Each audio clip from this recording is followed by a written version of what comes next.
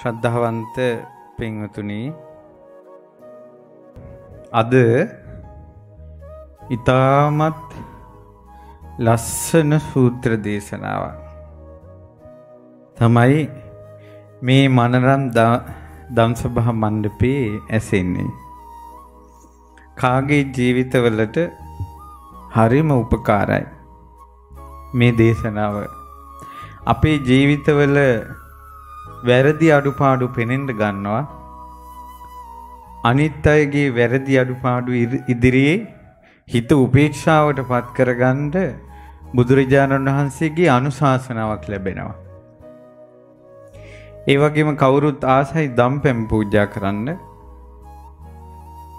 හිතේ කහටක් නැතුව දානයක් පූජා කරන හැටි මේ දේශනාවෙන් කියවෙනවා. කවුරුත් කැමති ගොඩාක් පින් රැස් වෙන පින්කම් කරගන්න. ගොඩාක් පින් රැස් වෙන පින්කම් මොනවද කියලා මේ දේශනාවේ තියෙනවා. කෙනෙකුගේ හිතට පින් කරන්න කැමති, ජීවිතේ තේරුම් ගන්න කැමති, සිත සංසිඳවා ගන්න කැමති කෙනෙකුට, පිපාසයෙන් හිටපු කෙනෙකුට සිහිල් දියදහරක් වගේ මේ ධර්ම දේශනාව. එනිසා පින් ඇති පින්වතුනි, සවම්පත් වෙමා මේ බුදුරජාණන් වහන්සේගේ ධර්මයේ ශ්‍රවණය කරන්න. මේ දේශනාව දීඝනිකායේ තියෙන දේශනාවක්. මේ දේශනාවේ නම කූටදන්ත සූත්‍රය. බුදුරජාණන් වහන්සේ චාරිකාවේ වඩින ගමන් මගදී කානුමත කියන බ්‍රාහ්මණ ගමට වැඩම කළා. ඒ ගමේ තියෙන ලස්සන උයනක් අම්බලට්ටිකා කියලා. ඒ උයනේ බුදුරජාණන් වහන්සේ වැඩ ඉන්නවා. ওই කානුමත කියන නගරේ මේ නියංගම මගදී බිම්බිසාර රජුරු සතුටෙන් මේ කූටදන්ත බ්‍රාහ්මණයන්ට පුදලා තියෙන්නේ. බ්‍රාහ්මණය මේ ගමෙන් එන අයබදු නුඹ ගන්න, මගෙන් නුඹට ලැබෙන තෑග්ගක් කියලා. ඉතින් අපේ භාග්‍යවතුන් වහන්සේ ඔය මගදීට වඩින ඔය කානුමත ගමට වඩින කාලය වෙනකොට කූටදන්ත බ්‍රාහ්මණයා විශාල යාගයක් කරන්න සූදානම් වෙලා හිටියා. ඒ කියන්නේ බමුණන්ගේ බ්‍රහ්මයන් හා එක්වීම, බ්‍රහ්මයන්ට තමාව පෙනෙනසේ බ්‍රහ්මයන්ගේ බැල්ම ලබා ගැනීම පිණිස, බ්‍රහ්මයන්ගේ කරුණාව ලබා ගැනීම පිණිස, මරණින් මත්තේ බ්‍රහ්මයන් ළඟට යෑම පිණිස විශාල යාගයක් කරන්න කූටදන්ත බ්‍රාහ්මණය සූදානම්. කුමන වූ යාගයක්ද? ඔහු ගවයෝ 700ක් හිසගසා දමලා එක මොහොතේ මරන්න ගවයෝ 700ක් ගෙනල්ලා කණුවක ගැට ගැහුවා. යාග කණුවේ.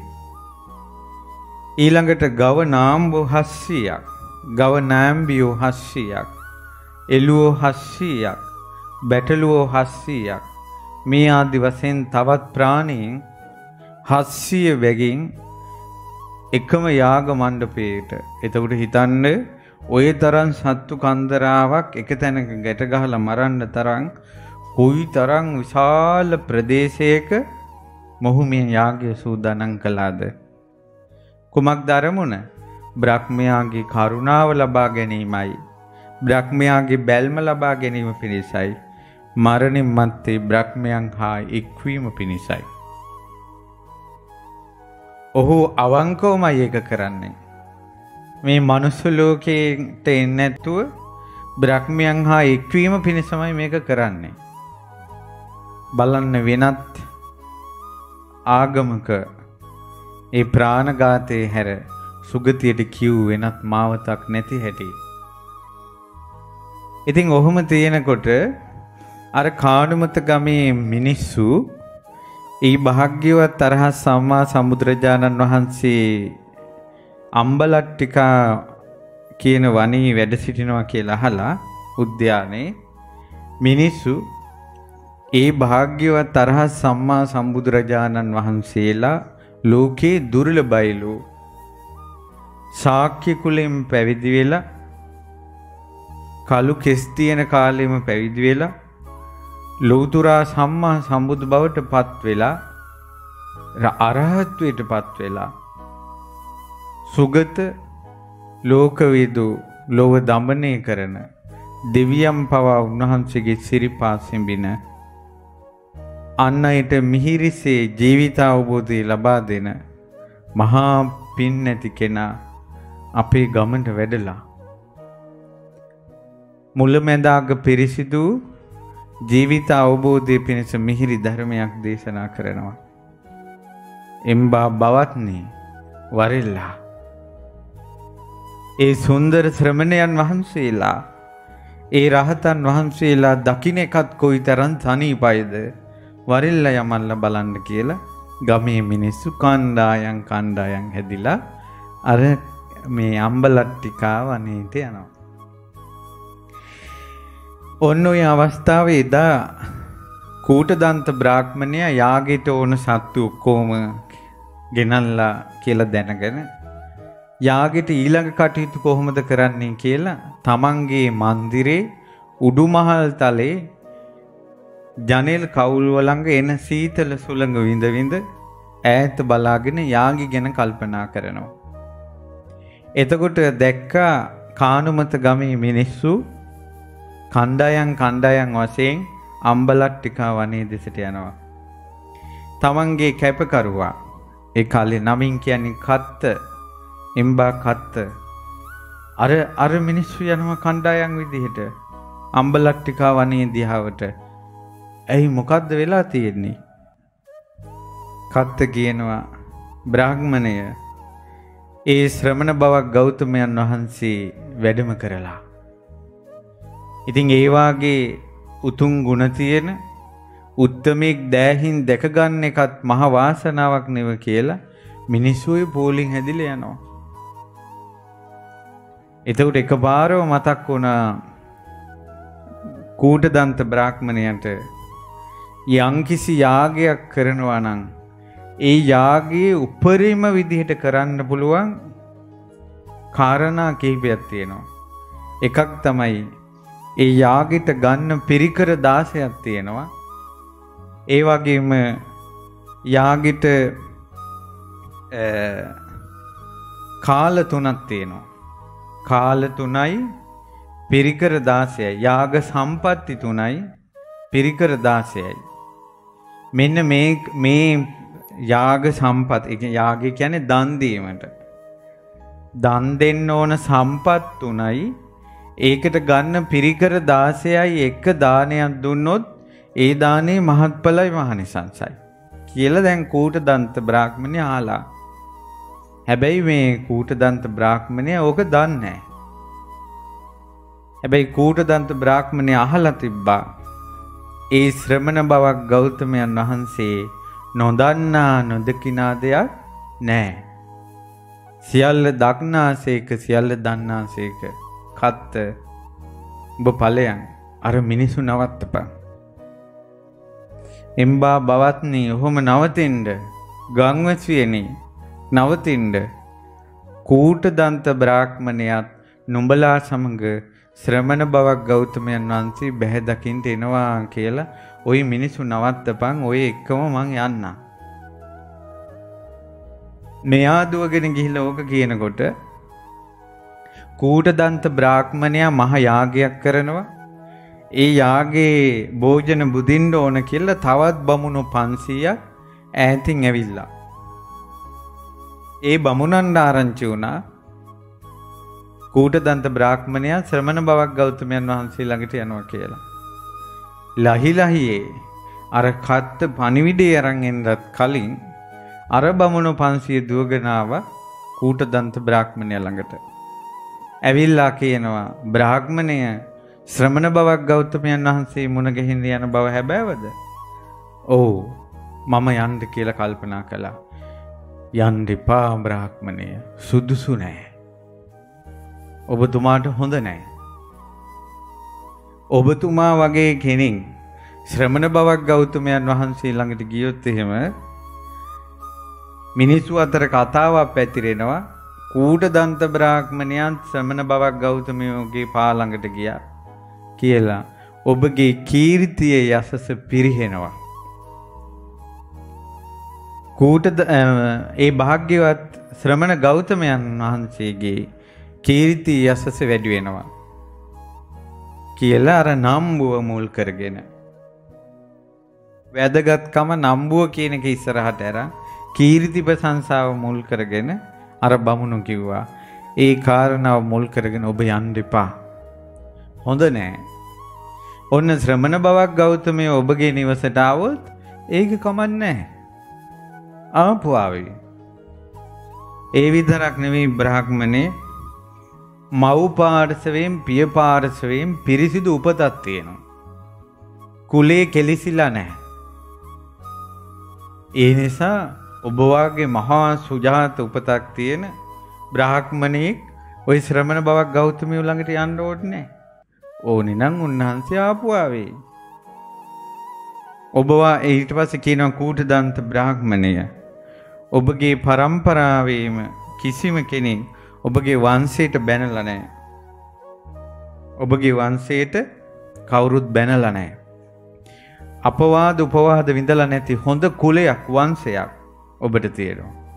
ඒ වගේ කෙනෙක් ওই ශ්‍රමණ බවක් ගෞතමිය ළඟට යන්න එපා.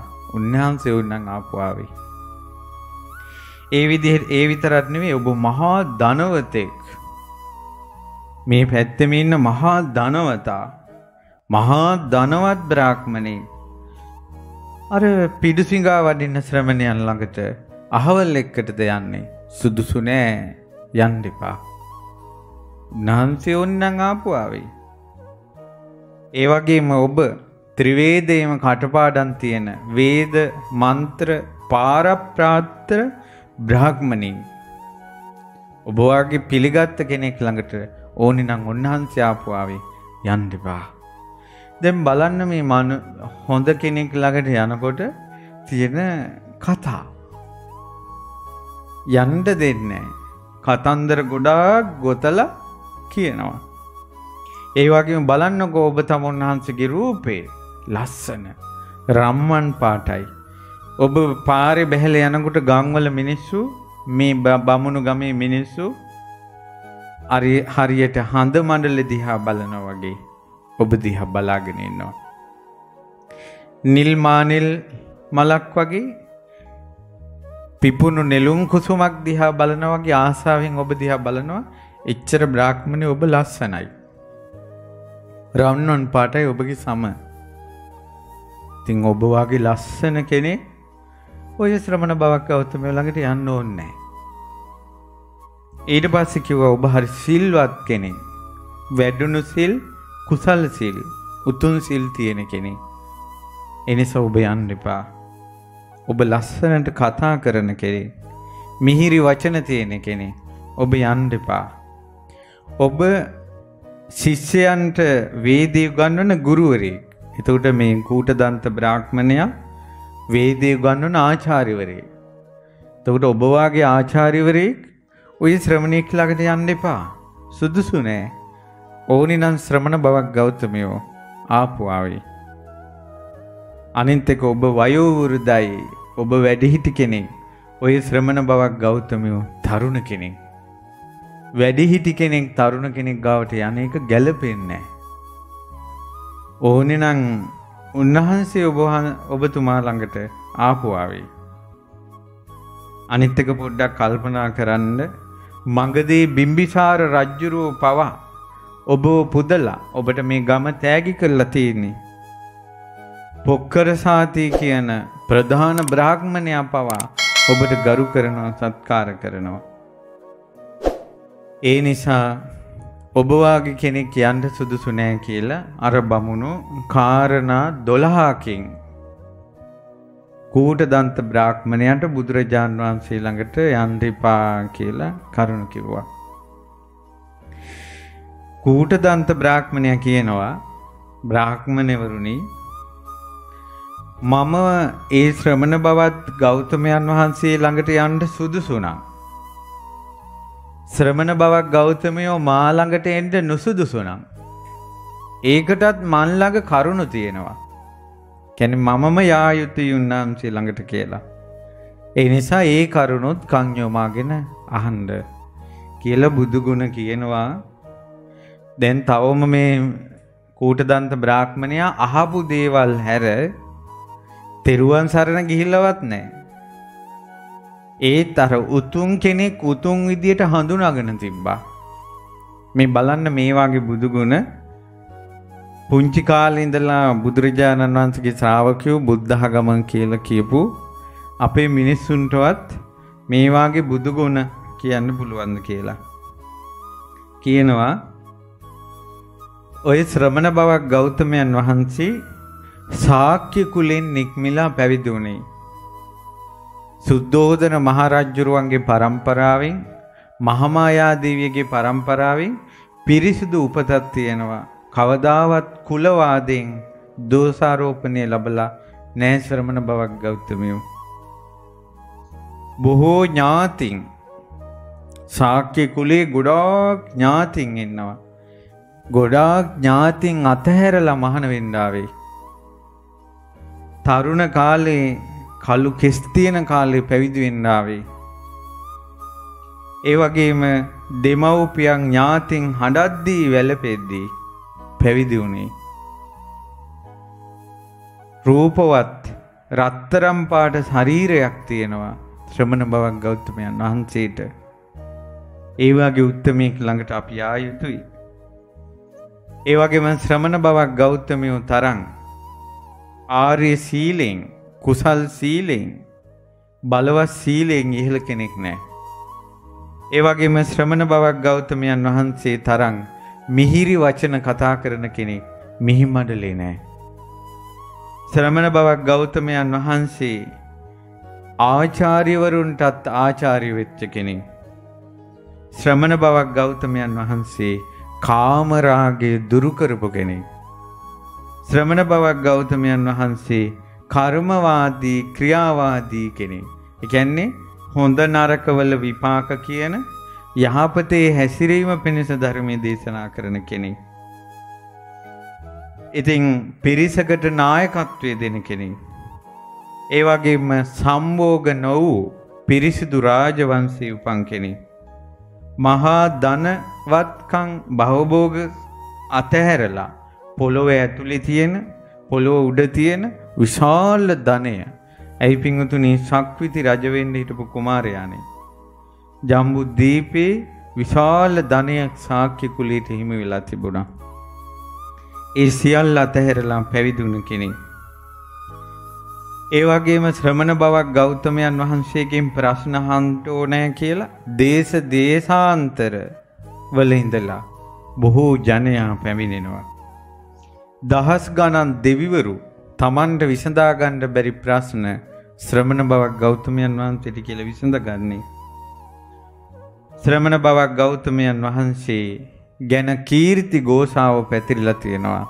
ඒ ශ්‍රමණ බවක් ගෞතමයන් වහන්සේ අරහං කියලා, සම්මා සම්බුද්දයි කියලා, විද්‍යාචරණ සම්පන්නයි කියලා, සුගත ලෝකවිදු අනුත්තරෝ පුරිස ධම්ම සාරති සත්තා දේව මනුස්සාන බුද්ධ භගවා කියලා අනන්ත ගුණ කඳක් ලෝකේ පැතිරිලා තිබෙනවා.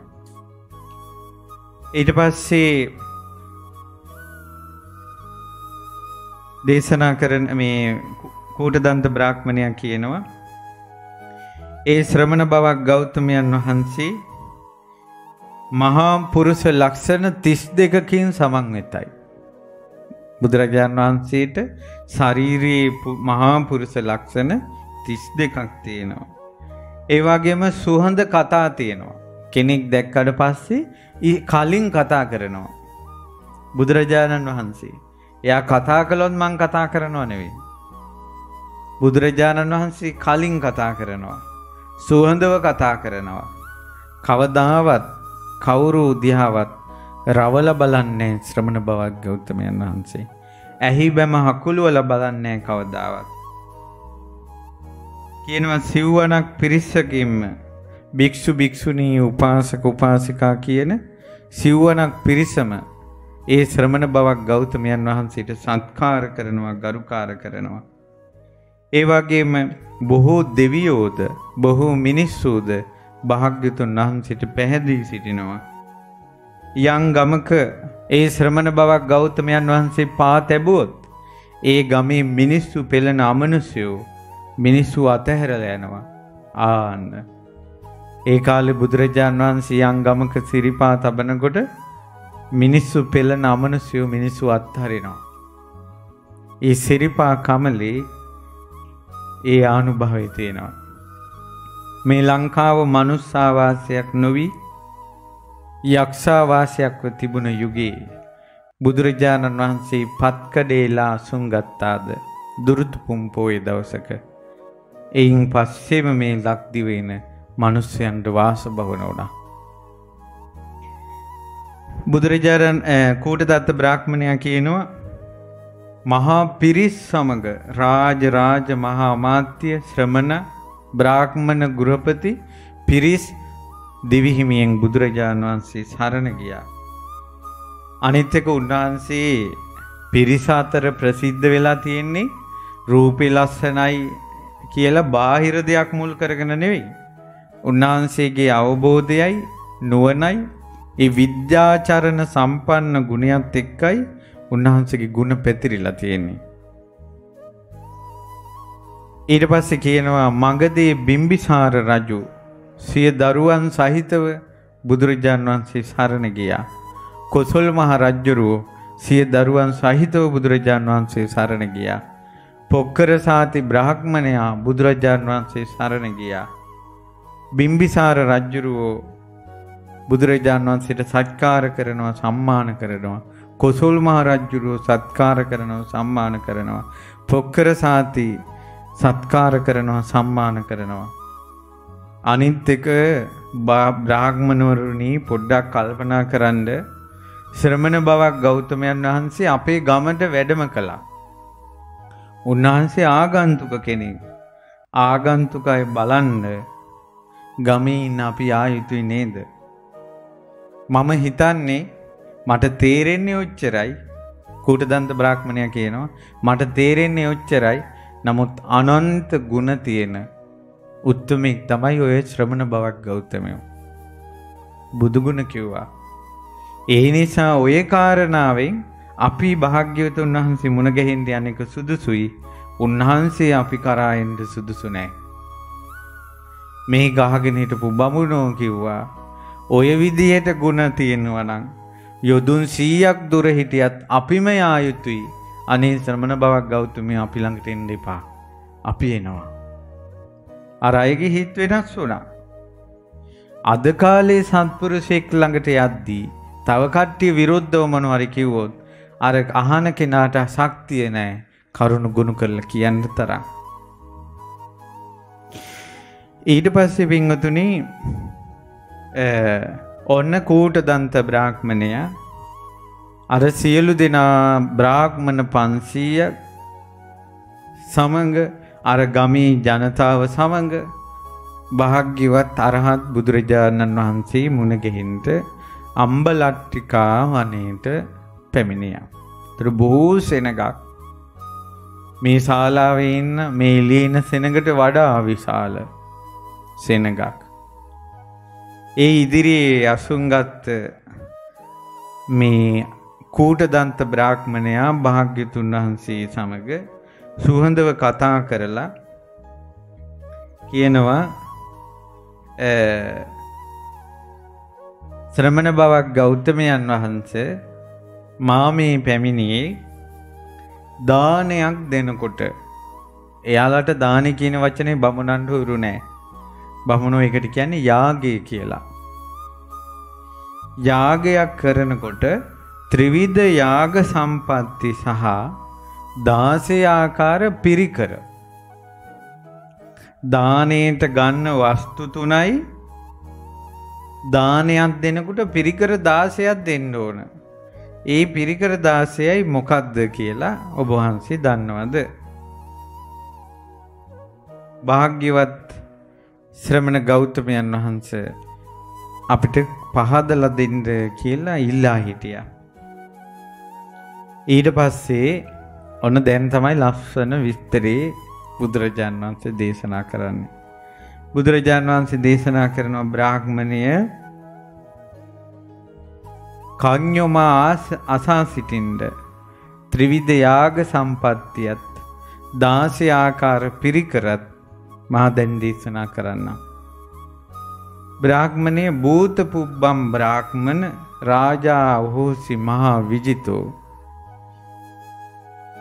බ්‍රාහ්මණය මේ ජම්බුද්දීපේ එක්තරා කාලෙක ඉස්සර හිටිය මහා විජිත කියලා රජ කෙනෙක්. ඒ මහා විජිත රජතුමාට යාගයක් කරන්න ඕන වුණා. මහා විශාල යාගයක්. හේතුව ඒ රජුරවන්න මහා විජිත රජුරෝ කියලා කියන්නේ මුළු ජම්බුද්දීපේම එකම අධිරාජ්‍යය ඔහු. ඒකට ඔහු කල්පනා කළා මට කරන්න යුද්ධෙකුත් නැහැ. මට අමුතුවෙන් ලොකුවට රාජ්‍ය පාලනය කියලා කරන්න දෙයක් නැහැ. ඒ ප්‍රදේශ බාර දීලා තියෙන ඒ අයට. මන් දැන් පරලෝ වශයෙන් යහපතටපත් වෙන විශාල දානයක් කරන්න ඕන කියලා හිතිලා ඔහු කල්පනා කළා මම මේක අහන්න ඕන කාගෙන් හරි. එතකොට මේ විජිත රජතුමාට උපදෙස් දෙන නුවණැති බ්‍රාහ්මණෙක් හිටියා පුරোহিত බමුණා. පවුහදා පුරোহিত බමුණට කියනවා බ්‍රාහ්මණය මට විශාල යාගයක් කරන්න හිතුණා. ඒ නිසා මට මේකට උපදෙස් දෙන්න. අර පුරোহিত බමුණා කියනවා රජතුමනි ඔබතුමාට යාග දෙන්න කලින් තව දෙයක් කරන්න තියෙනවා. ඒ තමයි අපිට ආරංචියක් එනවා තැන් තැන් වල හොරු ඉන්නවා කියලා. ඔබගේ මේ ජම්බුද්දීපේ මේ රාජ්‍යයේ තැනින් තැන හොරු ඉන්නවා. පාතාල කණ්ඩායම් ඉන්නවා කියලා ආරංචියක් තියෙනවා. විටින් විට නඩුහබ පැමිණෙනවා. රටේ හොරමැරකම් තියෙද්දින් මොන මහා යාගද? පළමුවෙන්ම ඒක නැති කරන්න ඕන. එතකොට පුරোহিত බමුණා කියනවා මෙහෙම කියනකොට රජතුමනි ඔබට හිතුනොත් ඔය හොරු ටික ඔක්කොම අල්ලලා එකතැන මරලා දාන්න ඕන. එහෙම නැත්නම් කසෙන් තලන්න ඕන. මිනිස්සුන්ට පේන්න දඬුවම් දෙන්න ඕන කියලා හිතුනොත් රජතුමනි එහෙම හිතන්න එපා. හොරු කියන ජාතිය මරලා අවසන් කරන්න බෑ. අපි හොරු පාතාලේ කණ්ඩායම් එක එක්කෙනා මරන්න ගියොත් එහෙම ඔතනින් බැරි වෙලා හරි එක්කෙනෙක් ඉතුරු වුණොත් එයා බලවත් වෙනවා. හොරුන්ගෙන් කෙනෙක් බලවත් වුණොත් ඒක ඔබගේ රාජ්‍යයට තියුණු විදිහට බලපානවා සතුරෙක් බිහි වෙනවා. ඒ නිසා හොරු කියන ජාතිය මරලා අවසන් කරන්න හිතන්න එපා කිව්වා. රජතුමනි මම ඔබට උපදෙසක් දෙන්නම්. මේ රටේ තියෙන හොරමැරකම් අඩු වෙලා මිනිස්සු බයක් සැකක් නැතුව ජීවත් වෙන ක්‍රමයක්. පුරোহিত බමුණා රජතුමාට උපදෙසක් දුන්නා. රජතුමනි ඔබතුමා මේ රට බය තැති ගැනීම වලින් නිදහස් කරවන්න නම් හොරමැරකම් වලින් නිදහස් කරවන්න නම් ජනතාවගේ මූලික අවශ්‍යතා සපයන්න කිව්වා. මේ දේශනාවේ තියෙනවා ගොවිතැන් කරන අයට ගොවිතැනට අවශ්‍ය මූලික දේ දෙන්න කිව්වා. සියල්ලම කරගන්න බෑ. බීජ දෙනවා නම් බීජ. එතකොට චූටි ගිනි පුපුරක් අරගෙන නුවණැති කෙනා විශාල ගින්නක් අවුලා ගන්නවා වගේ රජයෙන් ලැබෙන සහයෝගයෙන් ධෛර්යවන්ත ගොවියා තමන්ගේ ජීවිතය දියුණු කරගන්නවා. වෙළඳ ව්‍යාපාර කරන අයට ණය ගන්න දෙනු සහිත මූල්‍ය පහසුකම් සලසන්න කිව්වා. රැකී ආරක්ෂා ඕන අයට රැකී ආරක්ෂා සලසන්න කිව්වා. මේ විදිහට ජනතාවගේ මූලික අවශ්‍යතා සපුරන්න. එතකොට ජනතාව අතර ආහාර බහුල වෙනකොට ජනතාවගේ අතේ ධනය ගැවිසෙනකොට හොරුන්ට හොරකම් කරන්න ඕන කියලා පරිසරයක් හැදෙන්නේ නැහැ. සියලු දෙනා අතර ධනය සමසේ බෙදෙනකොට ඊළඟට සියලු දෙනා මොන හරි කටයුතු වල යෙදී ඉන්නකොට රජයෙන් අනුග්‍රහ ලැබෙනකොට මිනිස්සු බය තැති ගැනීම නැතුව ජීවත් වෙනවා. රජතුමනි යම් දවසක මිනිසුන්ට ගෙවල් වල දොරවල් ඇරලා මහපාරට බහින්න පුළුවන් දවසක් ආවට පස්සේ අපි මහ යාගයක් කරමු කිව්වා. ඉතින් අර රජුරෝ මහා විජිත රජුරෝ ඒ විදිහටම කළා. අවුරුදු කිහිපයක් යනකොට මිනිස්සුන්ට ගෙවල් වල දොරවල් ඇරලා මහපාරට යන්න පුළුවන්. කවුරුත් හොරකම් කරන්නේ නැහැ. ඊට පස්සේ රජුරෝ මේක දැනගෙන ආයේ පුරෝහිතයක් ඇඳවලා කියනවා පුරෝහිතතුමනි දැන් නම් ඔන්න මිනිස්සු බයක් සැකක් නැතුව ජීවත් වෙනවා. සැනසෙල්ලේ ජීවත් වෙනවා. දරුමල්ලු වඩාගෙන සතුටින් ඉන්නවා. ගෙවල් වල දොරවල් ඇරලා ඕන වෙලාවක පාරට බහිනවා. බයක් නැහැ මිනිස්සුන්ට. රජතුමනි එහෙනම් අපි මහා යාගය දැන් කරමු. මහා යාගය කියන්නේ දානෙ. යාගය කියන එක ඔයාලට දැනෙන්නේ නැත්නම් ලොකු දානයක් එහෙනම් අපි දැන් දෙමු. කියලා ඉස්සෙල්ලාම පිරිකර දාසය ගැන කිව්වා. මේ දානේ ඇත්තටම අපිටත් ගැලපෙනවා. කිව්වා ඉස්සෙල්ලාම ලොකු දානයක් දෙනකොට ඔබතුමාගේ අනට කීකරු, ඒ කියන්නේ ඔබතුමාගේ වචනේ අහන රාජකීය පිරිස දැනුවත් කරන්න. මිත්‍රවරුනි මං දැන් ලොකු දානයක් දෙන්න යන්නේ. ඒ නිසා ඔයාලත් මාත් එක්ක එකතු වෙන්න ඕන. අපි එකතු වෙලා මේ දානෙ දෙමු. කියලා ඒ අයට දන්වන්න ඕන. ලොකු දානෙ ගැන රාජකීය පිරිසට. හැබැයි තමන්ගේ අනට නඩත්තු අයට විතරක් කියන්න කිව්වා. තමන්ගේ අනට නඩත්තු රජාන පිළිපදින ඇමති පිරිසට කියන්න. බ්‍රාහ්මණ පිරිසට කියන්න. ගිහි පිරිසට, ගෘහපති පිරිසට කියන්න. එහෙනම් දානයක් දෙනකොට ලොකු දානයක් දෙනකොට අනිවාර්යෙන් මතක් කරන්න කියනවා එයාලට හිතවත් ඥාතීන්ට. තමන්ගේ අනට කීකරු අයට මතක් කරන්න ඕන. නැත්තම් ඔය සමහර දාන අවුල් වෙනවා. දැන් දානේ දෙන්න කැමති කෙනා එක අදහසකින් යනවා. අර දානෙට එකතු වෙච්ච මිනිස්සු ඒක වෙනස් කරනවා ගිහිල්ලා. නෑ ඔහොම නෙවෙයි. ඕක තෙලට දාලා හරියන්නේ නෑ. ඕක රස මේ කිරට. කියලා එයා වෙනස් කරනවා. තව කෙනෙක් තෙල් දාන්න කියනකොට අර කෙනා කියනවා නෑ පොල් දාමු කියලා. වෙනස් කරනවා අරක. අරයාගේ වචනේට නඩත්තු නෑ ප්‍රධානියාගේ. දානය බාරගත්ත කෙනා ඉන්නවනේ. එයාගේ වචනේට එයාට ඕන විදිහට දාන දෙන්න බෑ.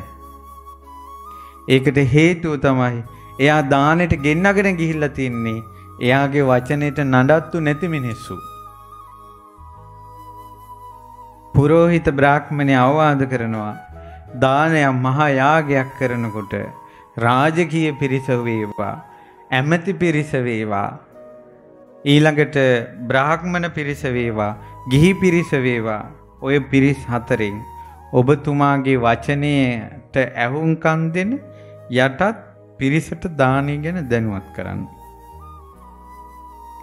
ඔන්න ඔය පිරිස් හතර දැනුවත් කරන එක පළවෙනි 12 පිරිකරවල පළවෙනි 4.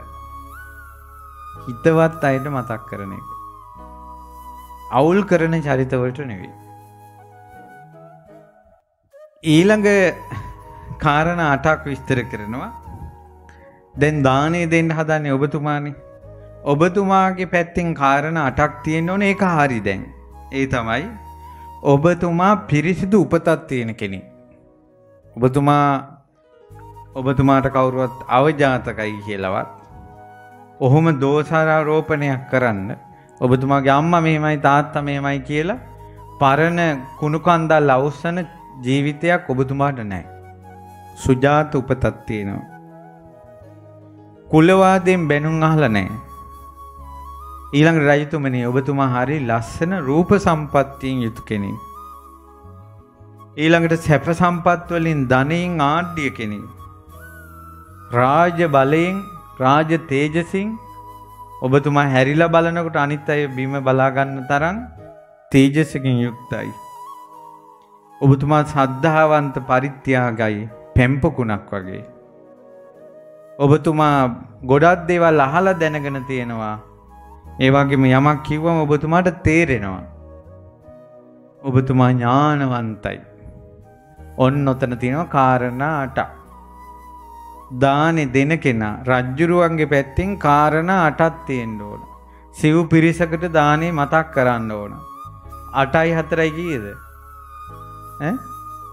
12යි. දැන් ඕන පිරිකර 12යි. 16ක් එපැයි. රජතුමනි ඔබතුමාගේ දානෙට උපදෙස් දෙන්නේ මම පුරෝහිත. පුරෝහිතගෙත් කාරණා 4ක් තියෙන්න ඕන. ඒ තමයි මව්පිය දෙපාර්ශ්වයේම පිරිසිදු ජීවිතයක් තියෙන්න ඕන බමුණට, පුරෝහිත බමුණට. වේදය පරතරයට ගිය ඥානයක් පුරෝහිත බමුණට තියෙන්න ඕන. සිල්වත් චරිතයක් පුරෝහිත බමුණට තියෙන්න ඕන. ඒ වගේම යම් යාගයක් දානයක් දෙද්දී ඔහු පෙරට ගන්න යාග හැඳ ඉස්සල්ලා ඔසවන දෙවෙනියට ඔසවන කෙනෙක්. කියන්නේ බමුණන් අතර පූජනීය බ්‍රාහ්මණෙක් වෙන්න ඕන. ඔය 4ත් මා තුල තියෙනවා. දැන් අර 12ට මේ බමුණාගේ කාරණා 4 එකතු නම් කීයද? 16යි.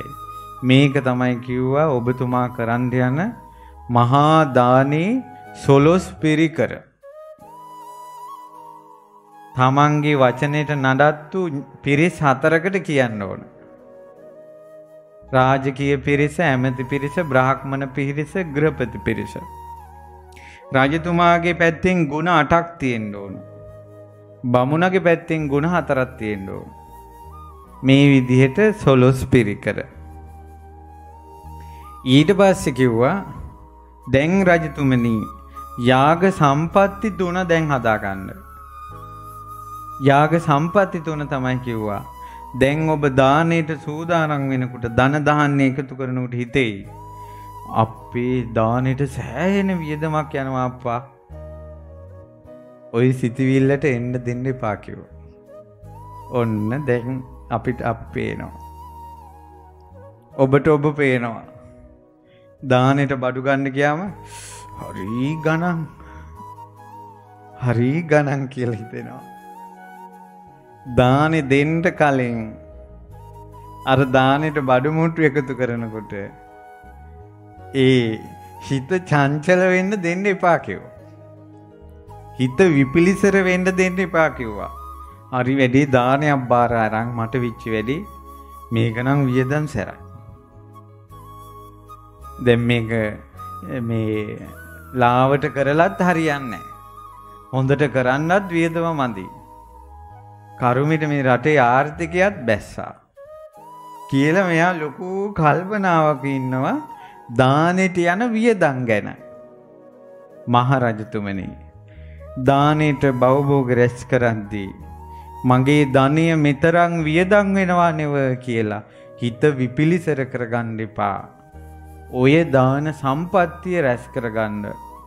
ඔක තමයි පළවෙනි සම්පත්තිය. ඊළඟට දානෙ දෙනකොට දැන් දානෙ බෙදනවනේ. ඊට බෙදන්න ඉවර වෙනවා. අපේ මේවා ඉවර වෙන සැර ලොකු වියදමක්. ඉවර වුණා නෑ. ඔය සමහර අම්මලා දානෙ බෙදන ගමන් කියනවා ආමුදුරුරු සෑහෙන ගත්තා. නෑනේ මාළු කෑල්ලක්වත් ඉතුරුනේ අපිට.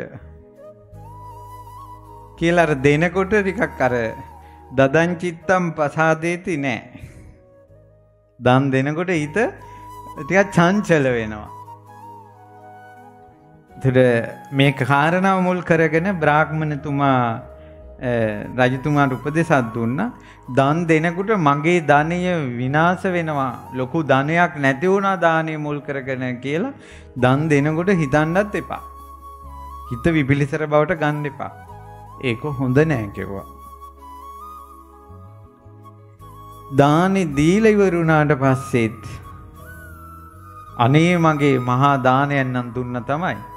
ගිය වියදම අපෝ අපරාධයක පොඩ්ඩක් තව අඩු කරලා කරන්න තිබ්බා කියලා අර දානේ දීලා ඉවරුණාට පස්සේ අර වියදම ගැන හිතේ චංචල භාවයක් ඇති කරගන්න එපා කිව්වා.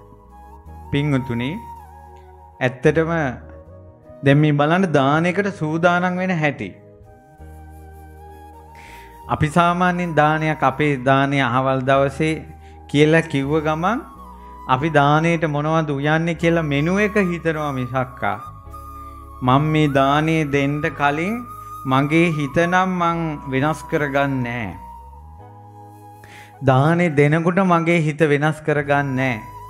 දානේ දුන්නට පස්සේ මං හිත වෙනස් කරගන්නේ නැහැ. සද්ධාවෙන්ම මම මේ දානේ දෙනවා කියලා හිත පුහුණු කරන්නේ. මේ පුරෝහිත බමුණා රජතුමාට පුහුණු කෙරෙව්වා. මේ තුන් තැන සිත පහදවා ගන්න ඔබතුමා පුහුණු වෙන්න.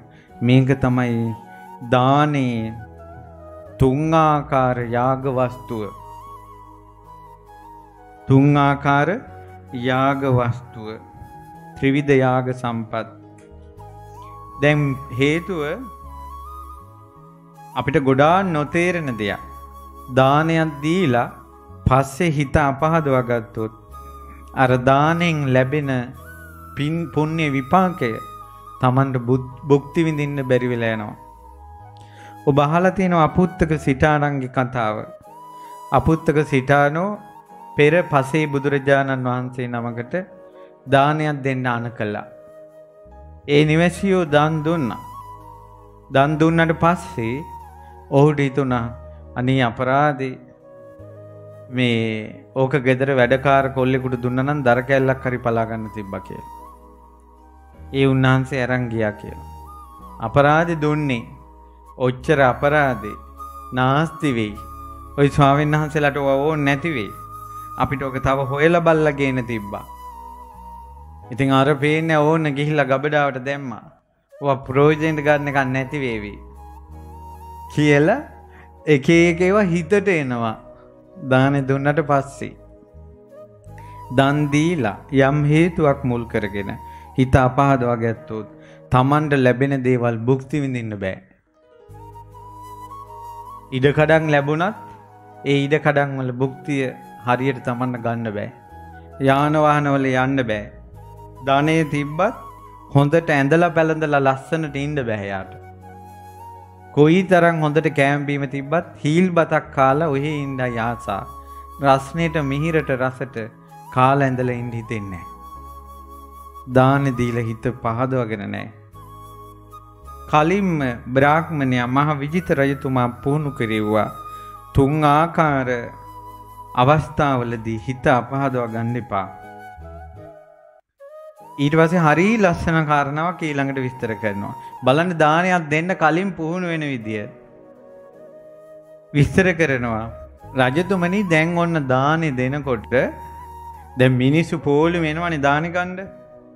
ඔතන ඉන්නවා සත්තු මරණ අයන්ත ඉන්නවා සත්තු නොමරණ අයන්ත ඉන්නවා. රජතුමනි සමහර වෙලාවට ඔබතුමාට දැනෙන්න පුළුවන් මේ මිනිහා සත්තු මරණ එකේ කියලා. මොණ්ඩත් අපි කණ්ඩ දෙනවද කියලා අන්න හිතට දන් දෙනකොට එන්න පුළුවන් විපිලිසර බව. රජතුමනි බොහෝ ජනයා ගංගාවක් ගලාගෙන වගේ දනට එද්දී එතන මිනිස්සු ඉන්නවා ප්‍රාණඝාතය කරන අයත් නොකරන අයත්. රජතුමනි ප්‍රාණඝාතය කළොත් ඒ කරන එක කරන මිනිසයාට. ඔය පිරිස අතර යම් කිසි කෙනෙක් සත්තු මරන්නේ නැද්ද? ඒ අය අරමුණු කරගෙන දාන දෙන්න කිව්වා. ලස්සන කතාවක් මේක.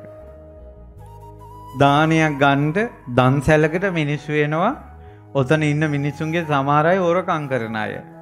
සමහර මිනිස්සු හොරකම් කරන්නේ මේ දානය සොරකම් නොකරන මිනිස්සු අරමුණු කරගෙන දෙන්න කිව්වා. අනිත් අයත් කෑවට කමන්නේ හොරකම් කරන එක ඒ අයට. හොරකම කියන එක හරියට තියෙනවා. අපිට ආරංචි වෙලා තියෙනවා, අපිට පැමිණිලි ලැබිලා තියෙනවා. සමහර වෙලාවට දානෙට ගෙන්නගෙන යන මිනිස්සුම අපි කියමු බස් එක්ක මිනිස්සු දානෙකට ගෙන්නගෙන යනවා උයන්න පියන්න. ඒ මිනිස්සු මහංග කරනවානේ. අර ගෙනියන ඒවා. ඊට පස්සේ ඉස්සර ගම්වල හාමුදුරන්ට දාන උයනකොට 7 දවසේ දාන ගෙවල් 3 මාසේ දාන ගෙවල් අවුරුද්දේ දාන ගෙවල් ඒ වගේ gedara මිනිස්සු දාන උයනකොට අර බෙදන්න ඉන්න කීප දෙනාගෙන් එක්කෙනෙක් අර බෙදන ඒවා හංග ගන්නවා. ඒ වගේ සංවිධායක මණ්ඩලයන්ගෙන් වෙන දෝෂ තියෙනවා. නමුත් දානයකදී හිතන්න කිව්වා සොරකම් නොකරන අය කෙරෙහි මාගේ දානේ වේවා. සොරකම් කළොත් ඒක යාට. මේ විදිහට දානයක් ගන්න දන්සලක් දෙනකොට දැන් හිතන්නකෝ පොසොන් කාලේ වෙසක් කාලේ පාරායිනේ දන්සල් දෙනකොට පොලිමට ඉන්නවා මිනිස්සු. ওই මිනිස්සු ඔක්කොම පන්සිල් රකින්න අයද? ඔතන ඉන්නවා වැරදි කාම සේවනය කරන අයත් ඉන්නවා නොකරන අයත් ඉන්නවා. ඒ දානේ වැරදි කාම සේවනය නොකරන අය කෙරෙහි වේවා. වැරද්දක් කළොත් ඒක යාට. ඒ විදිහටම බොරු කියන අය නොකියන අය ඊළඟට කේලම් කියන අය නොකියන අය පරුස වචන කියන අය නොකියන අය හිස් වචන කියන අය නොකියන අය දැඩි ලෝභේ තියන අය නැති අය තරහසිත ඇති අය නැති අය. ඇයි මිනිස්සු බයිනවනේ දෙනවනේ ඔය ඔච්චර මේවා කර කර ඉන්න තුන් දෙනවනම් දන්සලේ දෙනවනම් ඉක්මනට දෙනවා අපිට පරක් වෙනවා යන්න කියලා සැර දානවා මෙදන් අර පොලිමේ ඉන්න අය. අර දානේ දෙන මිනිස්සුන්ට සමහර මිනිස්සු අනේ අහිංසකව ඇවිල්ලා අනුන්ගෙන් ලැබෙන දේනි ගන්නවා. යම් කිසි කෙනෙක් තරහ නැද්ද ඔහු කෙරෙහි දානේ වේවා. අර අයට තමන් කරන දේ ඇති. මිත්‍යා දෘෂ්ටික අයත් වෙනවා මිත්‍යා දෘෂ්ටික නැති අයත් වෙනවා. ඒක ඔහු කරායයි. ඒ නිසා දන්සල ඒකයි දැන් සංඝයා අතර උනත් සමහර වෙලාවට එක එක විදියට මිනිස්සු අතර කතා තියෙනවා. ඒකට අපි දෙන දානේ මහා සංඝ රත්නය උදෙසා කියලා දුන්නම ආයේ හිතේ කාටවත් තියාගන්න ඕනේ නැහැ. තමන් කරන දේවල් තමන්. මට මෙන්න මේ දානයක් දෙද්දි හිත විපිලිසර කරගන්න එපා කියන එකෙදී තව කාරණාවක් මතක් වුණා. සමහර කාන්තාවෝ තමාගේ ස්වාමියාට ආදරෙන් කරුණාවෙන් සලකන්නේ නැතුව ඉන්න හේතුවක් තියෙනවා. ඒ තමයි මිනිස්සයා බොනවා. ඔය බේබද්දෙකුට මොන සැලකිලිද කියලා. ඇත්තටම බේබද්දෙකුට සලකන්න එපා. හැබැයි සලකන්න කාටද? ස්වාමියාට. ඔබ බත් ටික හදලා ගිහින් දෙන්න එපා බේබද්දෙකුට. නමුත් ඔබගේ කසාද සාතිකේ මිනිස්සයයි. තමන්ගේ ස්වාමියාට බත් ටික දෙන්න.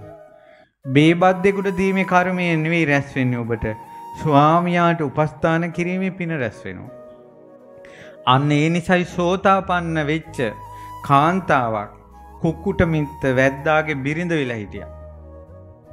ඒතර වැද්දා කියනවා ඊතල යන්නවර දුන්න යන්නවර අර කැරන් වර මේ කැරන් වරෙන් කියලා කියනවා අර සත්තු මරණේවා. එතකොට අර කුක්කුට මිත්ත වැද්දාගේ බිරිඳ සෝහන් කෙනෙක්. එයාට අදහසක් නැහැ වැද්දෙකුට බඩු ගෙනත් දෙනවා කියලා. එයාට අදහස තියෙන්නේ ස්වාමියා කියන දේ කරනවා. එයාට ප්‍රාණඝාතයේ කර්මේ අංශුවකටවත් ඈදායක වුණේ නැහැ. හැබැයි අවුරුදු 16ක් තත් වඩා කාලයක් ඈ දුනු ඊතල ස්වාමියාට ගෙනල්ලා දීලා තියෙනවා. එයාට අදහසක් නැහැ මම මේ වැද්දෙකුට මේ සත්තු මරන්න අවියාවිද දෙනවා කියලා. චේතනාවයි පින්වතුනි කර්මය. සමහර මිනිස්සු කියනවා මේ මෙවුන්ට දෙනවද අපි මුන්ගේ චරිතය දන්නේ නැද්ද? එහෙම නෙවෙයි. අම්මා කෙනෙක් නම් තමන්ගේ දරුවන්ගේ චරිතය මොනවා වුණත් අම්මා කෙනෙක් දරුවෙකුට සලකනවා නම් දරු සෙනෙහසින් දරුවෙක් කියන සංඥාව ඒකේ තියෙනවා. මොකද ලෝකෙට මෙපා වුණ අඟුලිමාල වුණත් අම්මාට වටිනවා. අම්මාට වටිනවා. එදා මගේ දරුවා මම බේරා ගන්නවා කියලා ඒ අම්මා මහවණේට නොගියා නම් ඒ අම්මයි අඟුලිමාලයි අතරට බුදු කෙනෙක් වඩින්නේ නැහැ. බලන්න අම්මට සැඟීමක් තිබ්බා මං දරුවා වෙනුවෙන් යනවා කියලා.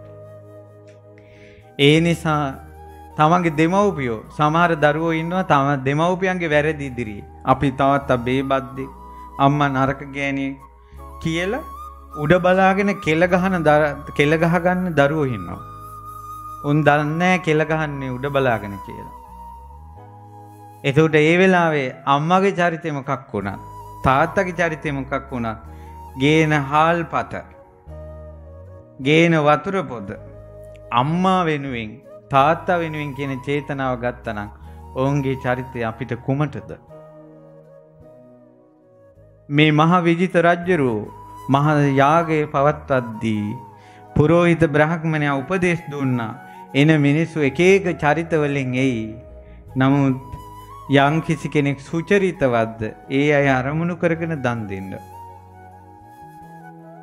දැන් මේ කරුණු කාරණා හොඳට තේරුම් ගන්න.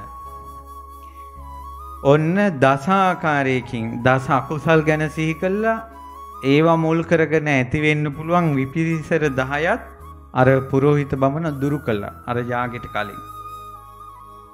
ඊට පස්සේ කිව්වා රජතුමනි හොඳ දානයක් දෙන්න ගියාට පස්සේ සූදානම් වෙන්න කිව්වා අනිත් අයගෙන් කයි කතන්දර අහන්න. දැන් සූදානම් වෙන්න කිව්වා. තවම දානි දුන්නේ නැහැ.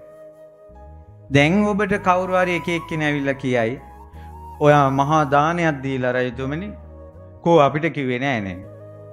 අපි දැනගත්තා නම් අපිත් දෙනවනේ දානෙට. ඔය වගේ කතා අදත් නැද්ද? අදත් ওই විදිහටම තියෙනවා. අපිට කිව්වා නම් අපිත් එනවනේ. අපිට කිව්වා නම් අපිත් සම්මාදම් වෙනවනේ. කියලා අපිට කිව්වේ නෑ කියලා ඔබතුමාට එක එක කතා එන්න පුළුවන් දානෙන් පස්සේ. රජතුමනි දැම්ම ඔබ සූදානම් වෙන්න. ඔබ මේ වෙනකොටම ඔබගේ අන ක්‍රියාත්මක කරන රාජකීය පිරිසට, ඇමති පිරිසට, බමුණු පිරිසට, ගෘහපති පිරිසට දැනුම් දිය යුතු අයට දැනුම් දීලා අවසන්. ඒ නිසා ඔය එක එක්කෙනා කයි කතන්දර කිව්වට ඔබතුමාව ගණන් ගන්න එපා. එහෙනම් දානයක් දෙනකොට අනිත් අයගේ එක එක කයි කතන්දර වලටත් සූදානම් වෙලාම දානෙට අත ගන්න වෙනවා. මේ ලොකු දානයක් දෙනකොට වෙන දෙයක්. ඊට පස්සේ කිව්වා දැන් ওই දානේ දෙනකොට සමහර අය ඔබතුමා දානේ දෙන එක්කෙනාගේ වැරදි හොයනවා. මහ ලොකුට දෙන්න ගියා මහා කුණය. ඒ උනට පේන්න දුන්නේ හැටි. මහා දාන දෙනවා කියලා දානෙට යනවා පේන්නේ මූණේ හැටි. කියලා අර යගේ අගුණ කියනවා. මෙයා දැන් මහ වෙස්සන්තර වගේ දන් දෙනවා. නමුත් උන්නේ තාත්තා අම්මගේ හැටි අපිනේ දන්නේ. ඔය වගේ රජතුමනි ඔබතුමාගේ කුණු කන්දල් හොය හොයා අදින කතා කියාවි. එතකොට ඔබතුමා හිතන්න අර කාරණා 8ක් පිහිටලයි දාන දුන්නේ. රජතුමා කුලයෙන් පිරිසුදුයි. කුලයට දොස් නගලා නැහැ. ඊළඟට රජතුමා රූපවත්, ධනවත්, බහුශ්‍රතයි. ඊළඟට රජතුමා පැම්පකුණක් වගේ දන් දෙන කෙනෙක්. රජතුමාගේ ගුණ 8 කලින්ම අපි සිහි කරලා තියෙන්නේ. මිනිස්සු ඕන එකක් කියපුවාවේ. ඊළඟට රජතුමනි ඔබ දාන දීලා දෙනකොට දාන දීලා ඉවර වෙනකොට තව කවුරු හරි ඇවිල්ලා කුටු ගාලා කියාවි ඔබතුමාට ඉතින් අර දාන දෙන්න මේ දාන දෙන්න කියලා මේ උපදෙස් දෙනවා අර බමුණා. ওই බමුණගේ හැටි දන්නවද? උන්නේ පරම්පරාව මේක. කිසි මොලයක් නැහැ. අරකයි මේකයි කියලා බමුණගේ ඇද හොයනවා. රජතුමනි ඒ වෙලාවට මම මුලින්ම සිහි කළා පුරෝහිත බමුණා මව්පිය දෙපාර්ශ්වයෙන් පිරිසුදුයි. පුරෝහිත බමුණා වේදේ පරතරටපත් වෙලා ඉන්නේ. පුරෝහිත බමුණා සිල්වත්. පුරෝහිත බමුණා බමුණන්ගේ යාගවලදී පළවෙනි යාග හැන්ද උස්සන කෙනා. බමුණගේ පැත්තෙමුත් දෝෂ නැහැ. දැන් මේක මම දීර්ඝ දේශනාවන් නිසා කෙටියෙන් නෙමෙයි කියාගෙන යන්නේ. විස්තර වශයෙන් විභාග කරනකොට හිතට දැනෙනවා පුදුම විදිහට ඒ කාලේ දානවලදී එක එක අය වැරදි හොයලා තියෙනවා. එක්කෝ අපිට කිව්වේ නැහැ කියලා චෝදනා කරනවා. එක්කෝ දානේ දුන්න කෙනාගේ මොනවා හරි එකක් ඇදලා අනම්මනම් කියනවා. එක්කෝ දානෙට උපදෙස් දෙන අයගේ විස්තර අරන් ඇදකුද කියනවා. ඉතින් මේකෙදින් ඔය ඔක්කොම විපිලිසර බව නැති කළාර පුරෝහිත බමුණා. ඊට පස්සේ කියනවා පින්වත් අපගේ භාග්‍යතුන් වහන්සේ වදාලා කූටදන්ත බ්‍රාහ්මණයන්ට බ්‍රාහ්මණය එදා පුරෝහිත බ්‍රාහ්මණයාගෙන් උපදෙස් ලබා ඒ මහා විජිත රජුරෝ මහා යාගයක් කළා. විශාල දානයක් දුන්නා. හැබැයි බ්‍රාහ්මණය ඒ දානේදී සත්තු මැරුවේ නෑ. ඒ දානෙ දෙන්න ඕන කියලා ගස් කොළන් කපලා විනාශ කළේ නෑ. ඊළඟට පොළොව මට්ටම් කරලා මහන්සි වුණේ නෑ. ඒ දානේ දෙද්දී කවුරුවත් වෙහෙසටපත් උනේ නෑ. කූටදත්ත බ්‍රාහ්මණය ඒ දානේදී රජුරෝ 16ට 16 කියලාවත් කතා කළේ නෑ කියනවා. 16ට නම කියලා කියනවා කතා කළේ. දැන් අපි අතර තියෙනවනේ අපි කුටියක් හදනකොට බාසුන්නට බාසුන්නේ නෑ. වඩු බාසුන්නට වඩු බාසුන්නේ නෑ. අපි එහෙම කියනවනේ මැකැනික් බාසුන්නේ. ඊළඟට මේ ලයිට් වැඩ කරන අයට එහෙම නමක් දාලා එක එක්කෙනාට ඒ බාසුන්නේ කියලානේ කතා කරන්නේ. මහා විජිත රජුරුවන්ගේ දානයේදී කිසිම කෙනෙකුට රජුරුවෝ ඔහුගේ වෘත්තියේ නමින් ආමන්ත්‍රණය කළා නැහැ. ඔහුගේ නමින් කතා කරලා තියෙනවා. නැත්තම් පුතේ කියලා කතා කරලා තියෙනවා. නැත්තම් මිත්‍රය කියලා කතා කරලා තියෙනවා. හරි අපූර්ව දාන. කිසි කෙනෙකුට තනතුරෙන් කතා කරලා නැහැ. අපි හොඳ කුක් කෙනෙකු යන්න ගෙනාවා. එහෙම නැහැ. අර තනතුරෙන් කතා කරලා නැහැ කියනවා. ඊට පස්සේ රජුරෝ හරියට වග බලාගත්තා කියනවා. දානෙට ආපු මිනිස්සු ඒ දානයේදී කැමැතිනම් වැඩ කරපුවාවේ කැමැතිනම් නොකර හිටපුවාවේ. දැන් ওই දානවලට මිනිස්සු ගෙන්නගෙන ගිහිල්ලා පස්සේ නැද්ද කයි කතන්දර ඇති වෙන මහ ලොකුවට ගෙන්නන ගියා ලුණු ගෙඩිය සුද්ධ කරන්න ආවේ නෑනේ ඕකි. අර පේන්නේ ඉලන්දාරි ටිකක් ගෙන්නගෙන ආවා. ෆෝන් එක ඔබවා කයිය ගගහ හිටියා. ඌට වැඩි හොඳයි තව දෙතුන් දිනක් වෙනම ගෙන්නගෙන ආවා නම් හාල් ටිකක් හරි ගලයි. කියලා අර දානෙට තමන්ම ගෙන්නගෙන යන පිරිසට තමන්ම බයිනවා. රජුරෝ මහා විජිත රජුරෝ දානෙ දෙද්දී කැමැති කෙනෙක් වැඩ කරපුවාවේ කැමැති කෙනෙක් නොකරපුවාවේ. කවදාවත් ගෙන්නගෙන ගිය පිරිස ඒ දානෙට තමන් කැමැති විදියට උදව් වෙනවද නැද්ද කියලා බැලුවේ නැහැ කියනවා. බුදුරජාණන් වහන්සේ දේශනා කරනවා බ්‍රාහ්මණය ඔය විජිත රජුරෝ දානෙ දෙලා අවසන් වුණේ මෙහෙමයි.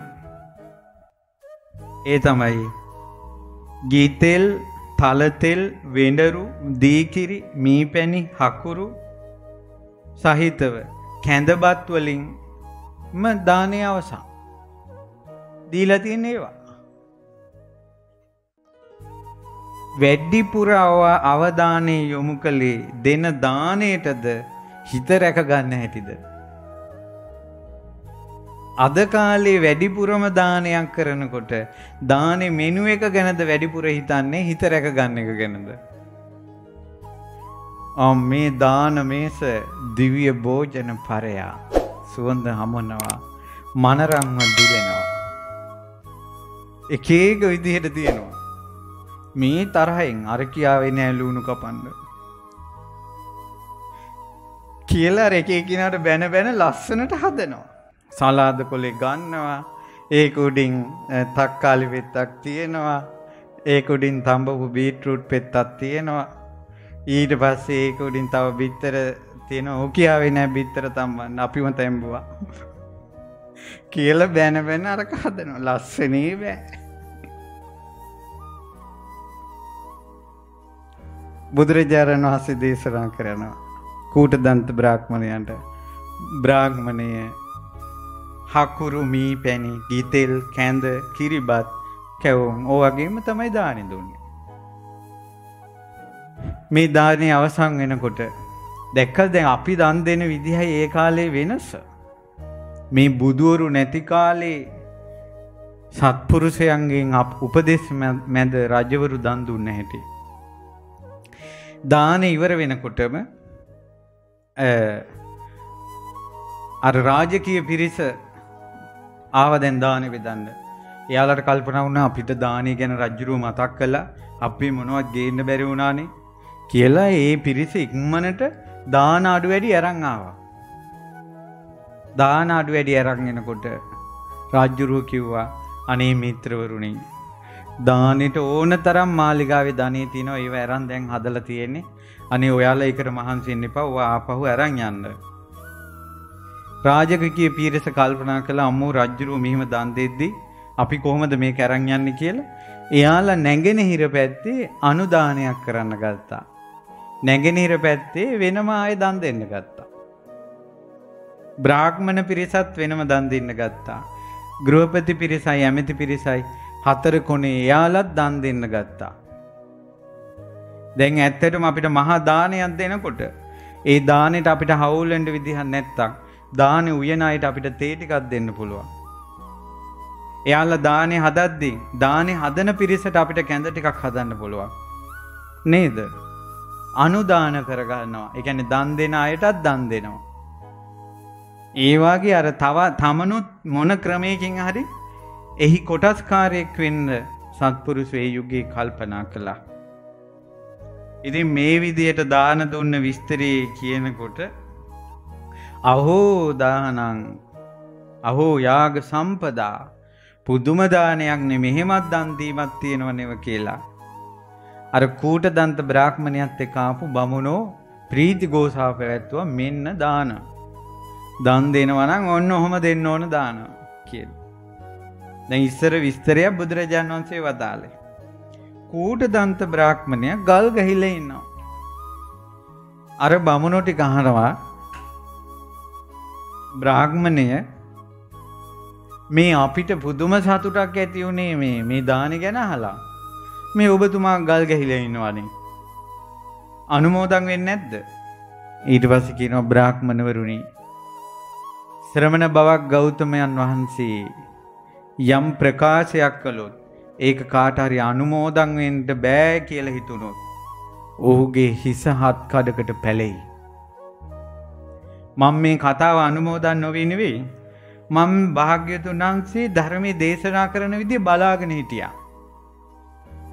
ශ්‍රමණ බවක් ගෞතමයන් වහන්සේ මට කියනවා බ්‍රාහ්මණය මෙහෙම වුණා කියලා කියනවා. මෙහෙම වුණාලු කියලා කියන්නේ. මෙහෙම වුණා කියලා කියන්නේ.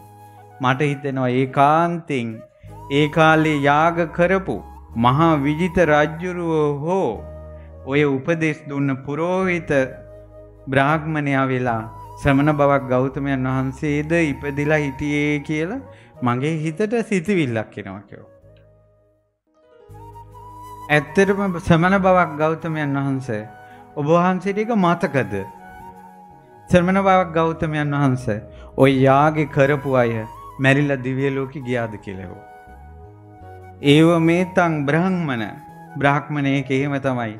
ඔය යාගේ කරවපු විජිත රජුරෝත් බ්‍රාහ්මණතුමත් ඇතුළු පිරිස කය බිඳිලා මරණින් මත්තේ දෙවියන් අතර ඉපදුණා. ඔබ හිතුවා හරි ඒ කාලේ මෙතරම් සොඳුරු යාගයක් කරන්නට ත්‍රිවිධ යාග සම්පත්තිත් සොලොස් පිරිකරත් විස්තර කළ දුන්න බ්‍රාහ්මණයා වෙලා ඉපදෙලා හිටියේ මමයි කියලා වදාළා. අච්චර සොඳුරු පින්වන්ත දානයක් දෙන්න උපදෙස් දුන්නා මහ බෝධිසත්වයෝ.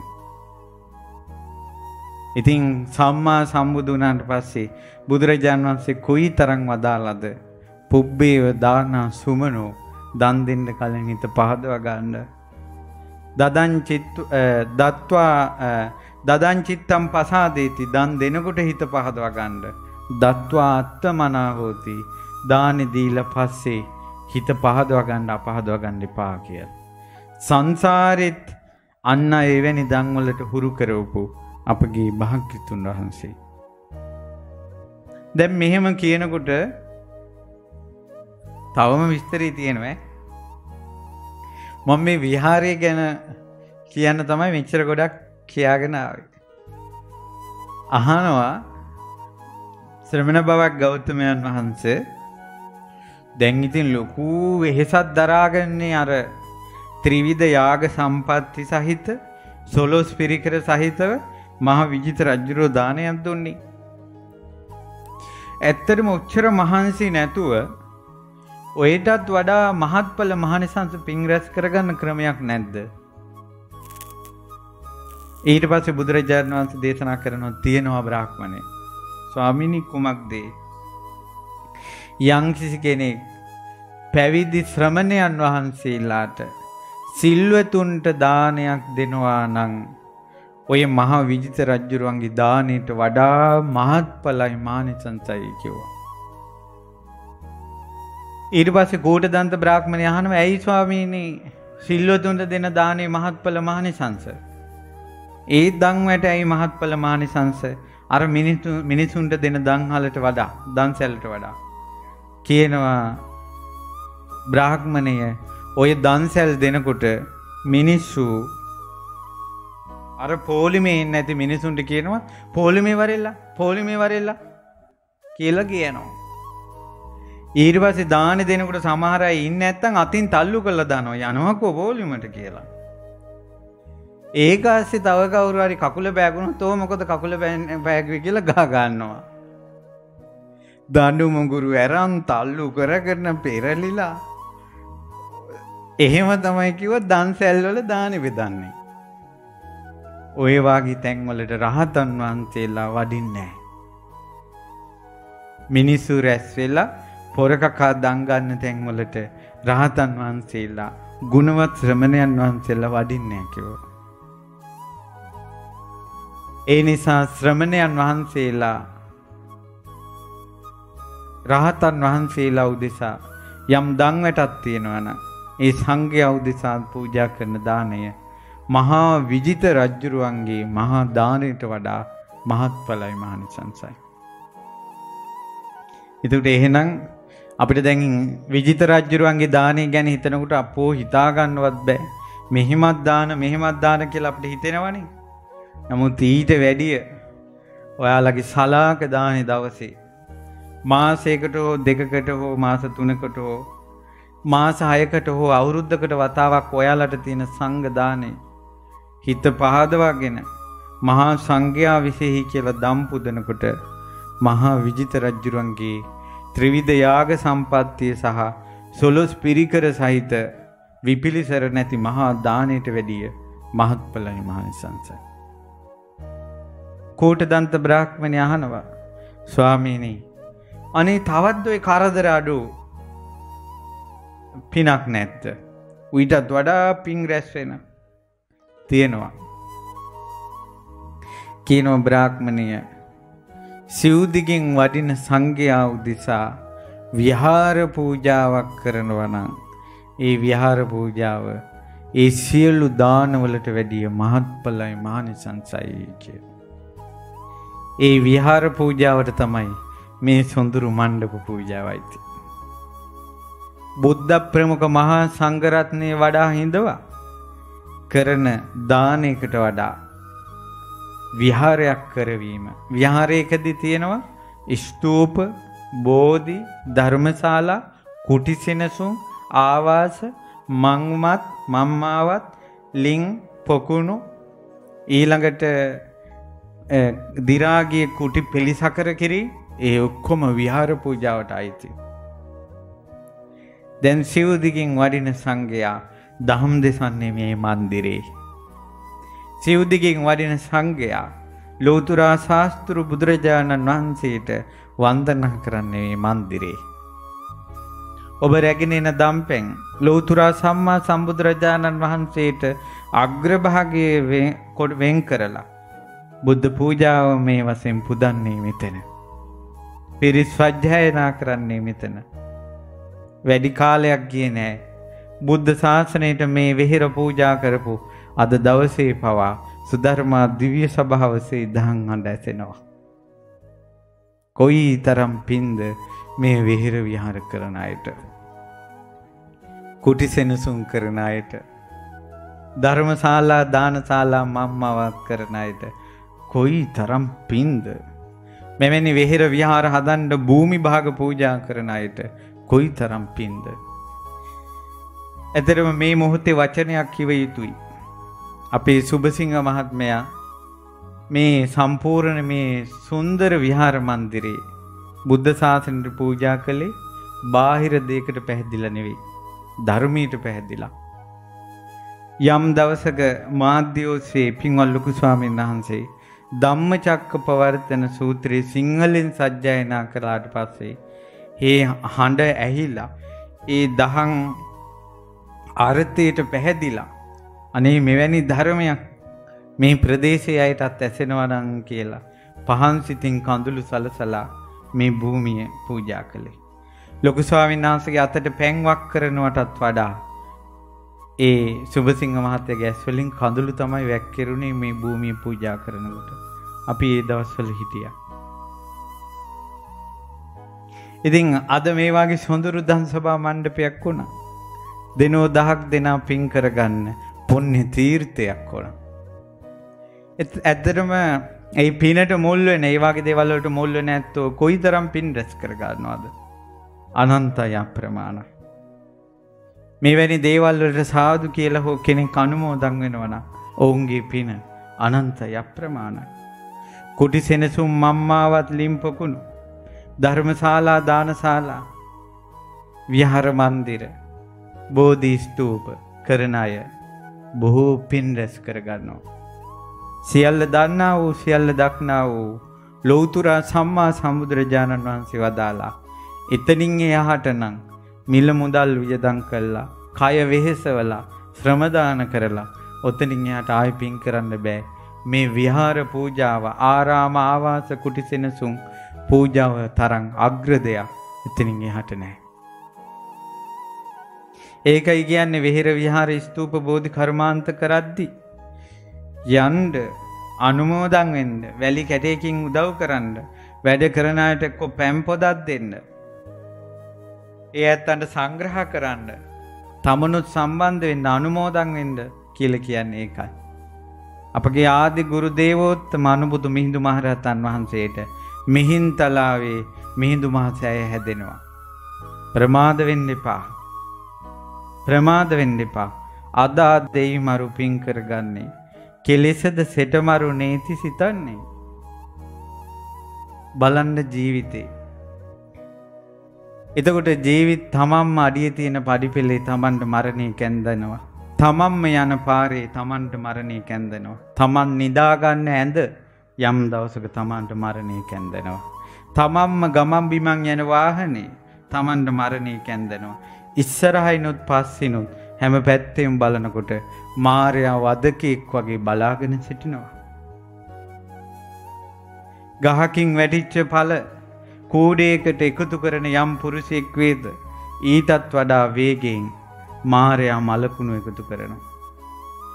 ඔබ අසා නැත්තම් මේ මරණේ රහස අන්න පරම පූජනීය ගුරු දේවෝත්තම පින්වත් ලොකු ස්වාමීන් වහන්සේ මරණේ දිනපොතක් කියලා පොතක් ලියලා තියෙනවා. ඒ අපේ මරණය ගැන.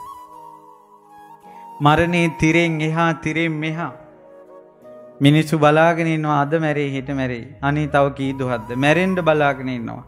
තිරෙන් මේ පැත්තේ මැරිලා යන තැන් ටික දිහා බැලුවට පස්සේ එක දවසක් ජීවත් වෙන එකත් වටිනවා. අපිට මැරිලා යන තැන පේනුන්නේ. සමහර මිනිස්සු කියන ওই දුක් විඳගෙන හිටියට වැඩිය අනේ යාන්තම් කර්මයක් ඉවරයි මැරිලා ගියා. නමුත් මේ මිනිසයා මැරිලා නිරේ ගියා නම් ඔහුගේ ගමන ඉක්මන් වුණා නෙවෙයි අර ගින්දරට. මැරිලා තිරිසන් සත්තු අතරට ගියා නම් අනේ ඉක්මන් වුණානේ ඔහුගේ මරණය. ප්‍රේතයන්ගේ අසූචි වලවල් වල උපදින ජීවිතයක් නම් අනේ ප්‍රේත වලට යන්න ඉක්මන් වුණානේ. ඒ නිසා මරණය කියන්නේ තවත් ජීවිතයක දොරටුවයි. ආයෙත් උප්පත්තියක දොරටුවයි. මේකෙන් සම්පූර්ණ ඔක්කොම ඉවරුණා නම් දැන් මැරුණත් මොකද? නමුත් ආයෙ ඉපදෙනවා. සමහර වෙලාවට ඉපදෙන තැන චෛත්‍යයක් ජීවිතේට දකින්න නැහැ. බෝධීන් වහන්සේ නම ජීවිතේට දකින්න නැහැ. කසාවත ජීවිතේට දකින්න නැහැ. අත් දෙක එකතු කරලා සාදු හඬක් පැතිරෙන තැන කොහෙවත් නැහැ. දන් හැන්දක් බෙදා ගන්න නැහැ. කොයි වාගේ තැනක උපදීද මේ සත්වයා කර්මානුරූපව.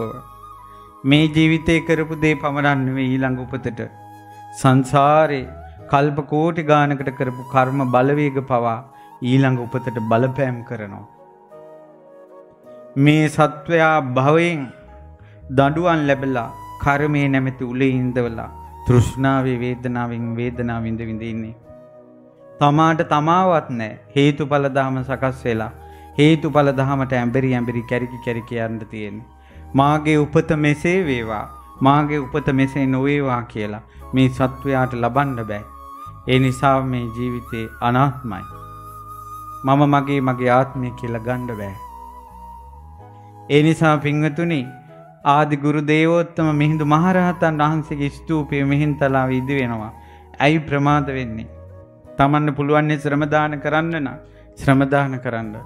තමන්ට පුළුවන් සිමෙන්ති කොටයක් පූජා කරන්න නම් වැලි ටිකක් පූජා කරන්න නම් තියෙන gadol වෙහෙරට උඩට අදින්න නම් කරී තියාගෙන අදින්න සංසාරේ බර ගෙවෙනවා. දුක් ගෙවෙනවා. නිවනට ලං වෙනවා පහන් සිතින් කරන කුසල් කර්මයෝ. ප්‍රමාද වෙන්න එපා. ඉතින් මේ වෙහෙර විහාර ස්තූප ආරාම කුටිසෙනසුම් මම්මාවත් ආදී මේ පුණ්‍ය කර්මයෝ විහාර පූජාවට අයිති. එතනින් එහා කය වෙහෙසවලා මහන්සි වෙලා බාහිර වස්තුවක් මුල් කරගෙන තවත් පින් කරන්න බෑ. එනමුත් කූටදත්ත බ්‍රාහ්මණයා අහනවා බුදුරජාණන් වහන්සේගෙන් ගෞතමයන් වහන්සේ නැවත මම අහනවා මට ඔයිටත් එහා පින් කර ගන්න පුළුවන්. ඔයිටත් එහා කුසල් කර ගන්න පුළුවන්. මහත්ඵල මහනිසංස තවත් දේවල් නැද්ද? තියෙනව බ්‍රාහ්මණය. කුමක්ද? පහන් සිතින් බුදුරජාණන් වහන්සේ සරණ යන්නේක සෑයක් හදනවට වැඩිය මහත්ඵලයි මහනිසංසයි.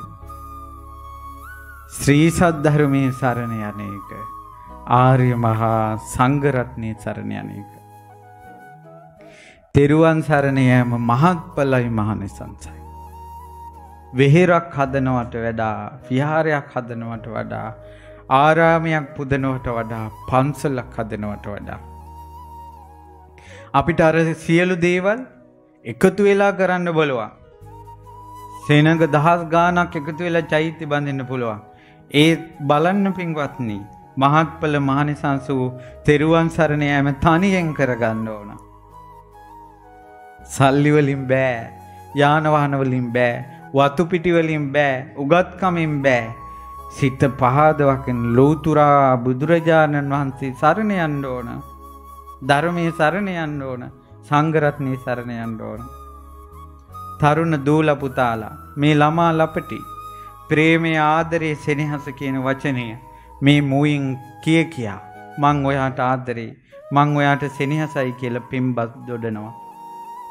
ඔය තරුණු ළමා ලපටින්න මා මොහොතක් මතක් කළා. පුතේ දුවේ උඹලා පුළුවන් නම් ආදරය කරපල්ලා බුදුරජාණන් වහන්සේට. ලෞතර බුදුරජාණන් වහන්සේ වදාලා මයි සද්ධා මත්තම් ප්‍රේම මත්තම් සබ්බේතේ සග්ගපරායන. ලෞතර සම්මා සම්බුදුරජාණන් වහන්සේට ප්‍රේමයේ මාත්‍රයක් තිබ්බොත් සද්ධාව මාත්‍රයක් තිබ්බොත් කය බිඳලා මරණයන් මත්තේ ඔවුන් දෙව්ලොව උපදිනවා. අපේ ආච්චිලා සියලා මුතුන් මිත්තෝ ඇයි പ്രേත ලෝකවල ගියේ? ඇයි දුගතියට වැටුනේ? ඔවුන්ට මගේ බුදුරජාණන් වහන්සේ ගැන ආදරයක් තිබ්බේ නැහැ. මං කිව්වා පුතේ දුවේ උඹලා යම්කිසි කෙනෙකුට ආදරය කරනවා නම් ඒ ආදරය කරන කෙල්ලගේ නම කට්ටියක් මන්ද ඇහෙනකොට උඹලගේ කන් නිකම්ම යනවා ඒ පැත්තට. අරයා ගැන මොකද්ද කියන්නේ? ඒ කෙල්ල නිතර මතක් වෙනවා. කොල්ලා නිතර මතක් වෙනවා. එයා ගැන අහනවා, එයා ගැන හොයනවා, එයා ගැන හිතනවා, එයාව පතනවා. අනේ ඔය වාගේ ආදරයක් මගේ බුදුරජාණන් වහන්සේ ගැන තියෙනවා නම් බුදුරජාණන් වහන්සේ කියලා ඇහෙනකොට කන් ඒ පැත්තට යනවනම් බුදුරජාණන් වහන්සේ නිතර මතක් වෙනවනම් බුදුරජාණන් වහන්සේ මතක් වෙනකොට මේ හදවත පිරෙනවනම් ඒ තරම් අපි බුදුරජාණන් වහන්සේට ආදරය කරන්නේ කවද්ද? ඒ ශාස්ත්‍රීය සම්පත්තියට සෙනෙහස දක්වන්නේ කවද්ද? ඒ බුදුරජාණන් වහන්සේ ගිය දිශාවටත් වැඳගෙන ඉන්නේ කවද්ද? මේ සියල්ල මගේ බුදුරජාණන් වහන්සේට කළා. අනේ අපිට රණින් රිදියෙන් මුතු මැණිකින් අතුරලා කරන්න පුළුවන් නම් අපිට කරනව නෙව. ශක්ති පමණින් ස්වාමිනී භාග්‍යතුන් වහන්සේ මේ කරන්නේ දූවිල්ලක්සේ බුදුරජාණන් වහන්සේට මේවා පූජා වේවා. ඔහුගේ හිතේ, ඇයගේ හිතේ බුදුරජාණන් වහන්සේ විශාල ශාස්ත්‍රඥ වහන්සේ නම. ඒ නිසායි දරුවන්ට කියන්නේ අපි සෑයට වඳින්නේ. අපි සෑයට වඳින්නේ බෝධින් වහන්සේලාට වඳින්නේ බුදුරජාණන් වහන්සේ කියලා.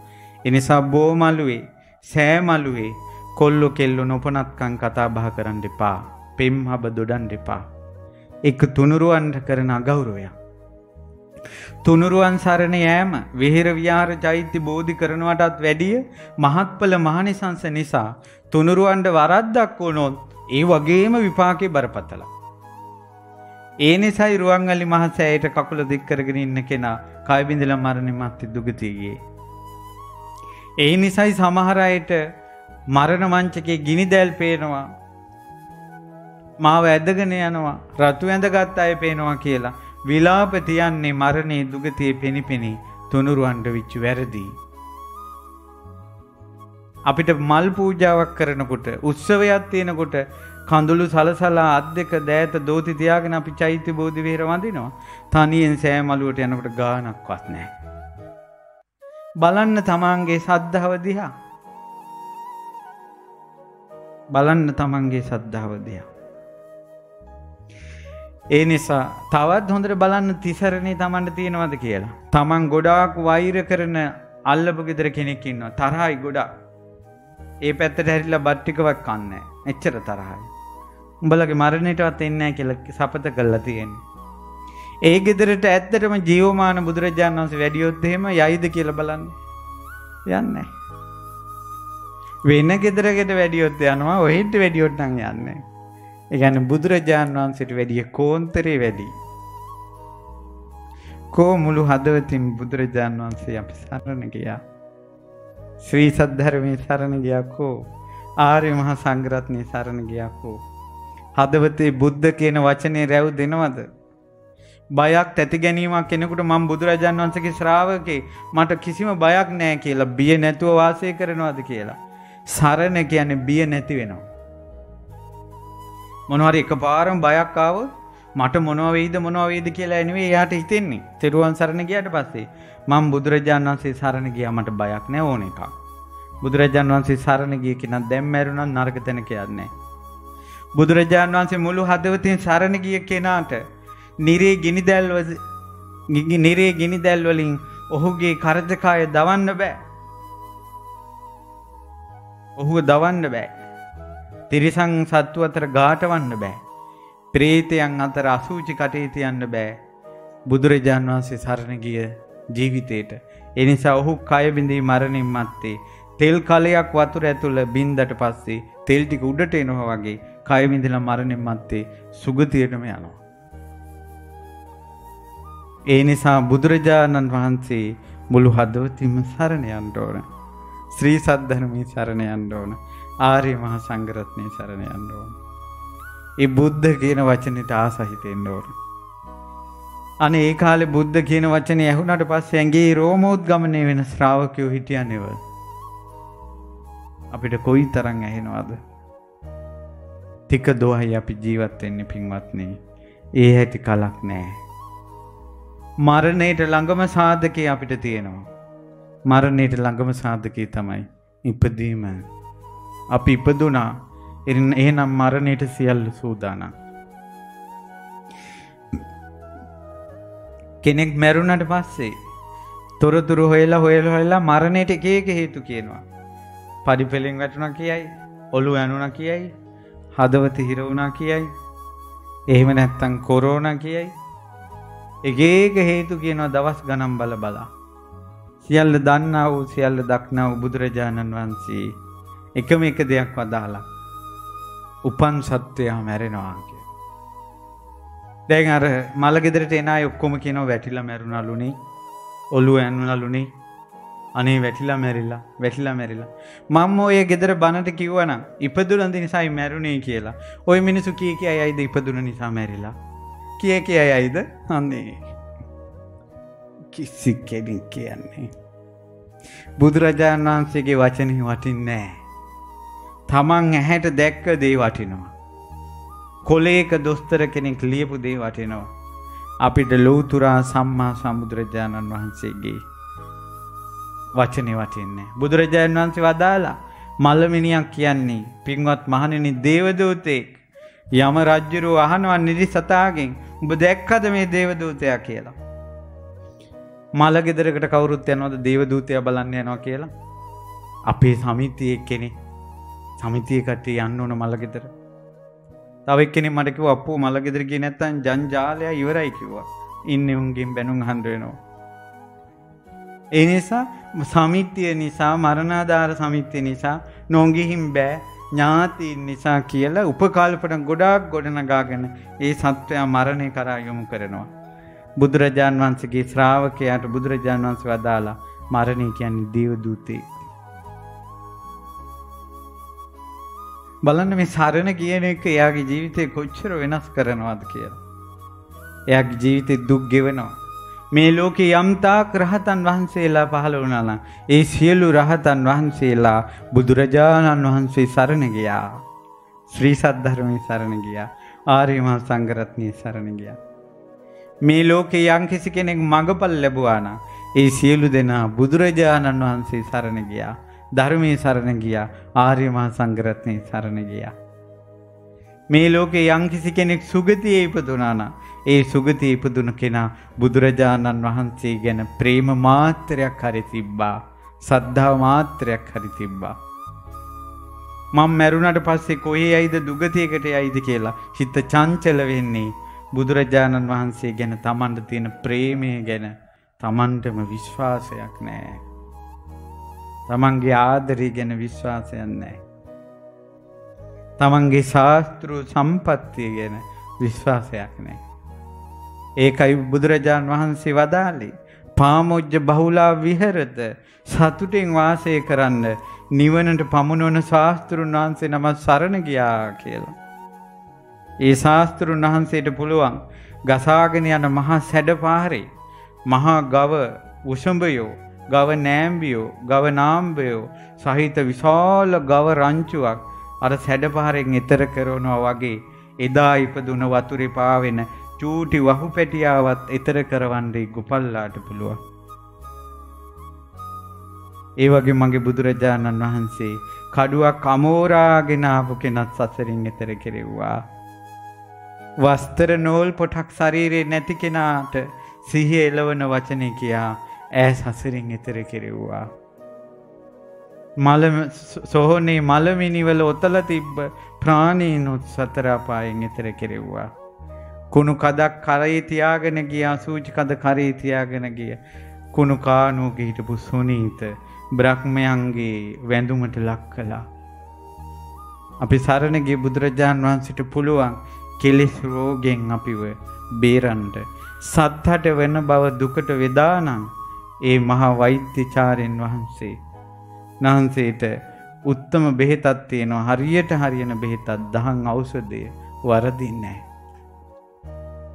සරණ යන්න පින්වතුනි මුළු හදවතින් බුදුරජාණන් වහන්සේ. ශ්‍රී සද්ධර්මයේ ආර්ය මහා සංඝරත්නය. එයින් එහාට සරණක් නැහැ. විහෙරක් හදනවට වඩා විහාරයක් ආරාමයක් හදනවට වඩා බෝධි චෛත්‍ය ගොඩනගනවට වඩා මහත්ඵලයි මහනිසංසයි පහන් සිතින් තෙරුවන් සරණ යන එක. ඊට පස්සේ අහනවා කූටදන්ත බ්‍රාහ්මණයා ස්වාමීනි භාග්‍යතුන් වහන්සේ නැද්ද තවත් ඔයටත් වඩා මහත්ඵල මහනිසංස පිළක් තියෙනවා බ්‍රාහ්මණිය කුමක්ද ඒ සිත් පහන් කරගත්ත කෙනා ප්‍රාණඝාතයෙන් වැළකෙනවා සොරකමින් වැළකෙනවා වැරදි කාමසේවණෙන් වැළකෙනවා බොරු කීමෙන් වැළකෙනවා මත්පැන් මද්ද්‍රව්‍ය භාවිතයෙන් වැළකෙනවා එය තෙරුවන් සරණ යනවට වඩා මහත්ඵලයි මහානිසංසයි. ඒ සරණේ පිහිටි කෙනා පන්සිල් රකිනකොට. එතකොට මේ බුද්ධ ශාසනයේට කෙනෙක් බුද්ධං සරණං ගච්ඡාමි ධම්මං සරණං ගච්ඡාමි සංඝං සරණං ගච්ඡාමි කියලා ဒ ුතියම්පි තතියම්පි වශයෙන් තිසරණේ සරණ ගිහිල්ලා පාණාති පාතා වේරමණී සික්ඛාපදං සමාදියාමි කියනකොට කොයි තරම්නම් පින් කන්දරාවක් ඒ ශ්‍රාවකයාටලා ඒ වෙලාවෙන් ලැබෙනවද? සංසාරික පව් යට යන පින් රැස් වෙනවනේ. ඒත් අද පන්සිල් කොහොමද තියෙන්නේ? කියනවා න්‍යාය පත්‍රානුකූලව මීළඟට යෙදී ඇත්තේ පන්සිල් සමාදන් වීමයි. මොකට අනුවද? න්‍යාය පත්‍රයට අනුව. චාරිත්‍රානුකූලව මීළඟට යෙදී ඇත්තේ පන්සිල් සමාදන් වීමයි. මොකට අනුවද? පන්සිල්. මේ චාරිත්‍රානුකූලව. ඒ නිසා එහෙනම් අපේ පන්සිල් තියෙන්නේ න්‍යාය පත්‍රයටයි චාරිත්‍රානුකූලවයි විතරයි. පහන් සිතින් පංචශීලී සමාදන් වෙලා නැහැ. පංචශීලයේ නැමැති මහා දානය දුන්නට පස්සේ එයා බොහෝ පින් රැස් කරගන්නවා. පින්වතුනි මෙහෙම එකක්. එක්තරා කාන්තාවක් තමන්ගේ ඥාතීන්ට සංග්‍රහ කරන්න තමන්ගේ ගෙදර හිටපු එළුවාගේ හිස කැපුවා. එළුවාගේ ලෝම ගණනේ හිස් කැපුම් ලැබුවා. එතකොට ඒ එළුවාගේ ලෝම ගණනේ හිස් කැපුම් කණ්ඩ ඒ ලෝම ගණනේ තවත් ප්‍රාණඝාතය කරන අය බිහි වුණා නේද? තමන් එක ප්‍රාණඝාතයක් කරලා අර ලොම් ගානට ප්‍රාණඝාතය කරන අය බිහි වුණා. ඒ අයට ඒ බය දැනුණා, වෛරය දැනුණා.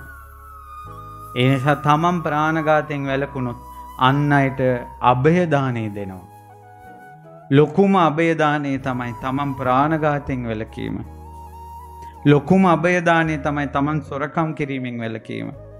ලොකුම අභය දාණය තමයි තමන් වැරදි කාමසේවනයෙන් වැළකීම. දැන් අපි කියමු උදාහරණයක්. වැරදි කාමසේවනයේ යෙදෙනවා. එහි විපාකයක් විදියට පවුල් කඩාකප්පල් වෙනවා. ජීවිත 5000ක් 6000ක් ලක්ෂ වතාවක්.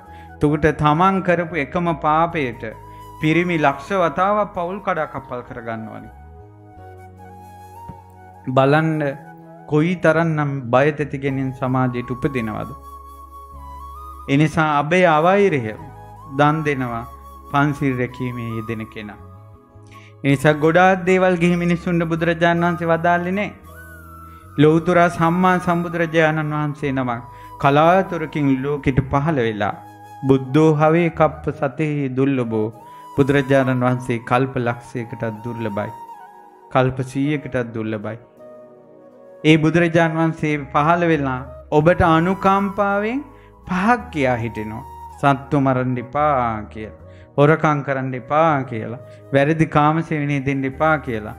බොරු කියන්න එපා කියලා. මත්පැන් මද්ද්‍රව්‍ය පාවිච්චිට ගන්න එපා කියලා බුදු කෙනෙක් ලෝකෙට පහළ වෙලා කියද්දී තඹ දොයිතුවකට ගණන් ගන්නෑ. තඹ දොයිතුවකට ගණන් ගන්නෑ. ඉතින් සංසාරේ මිසක්කා මේ දුක් ගැනවිල්ලෙන් කොහොමද නිදහස් වෙන්නේ?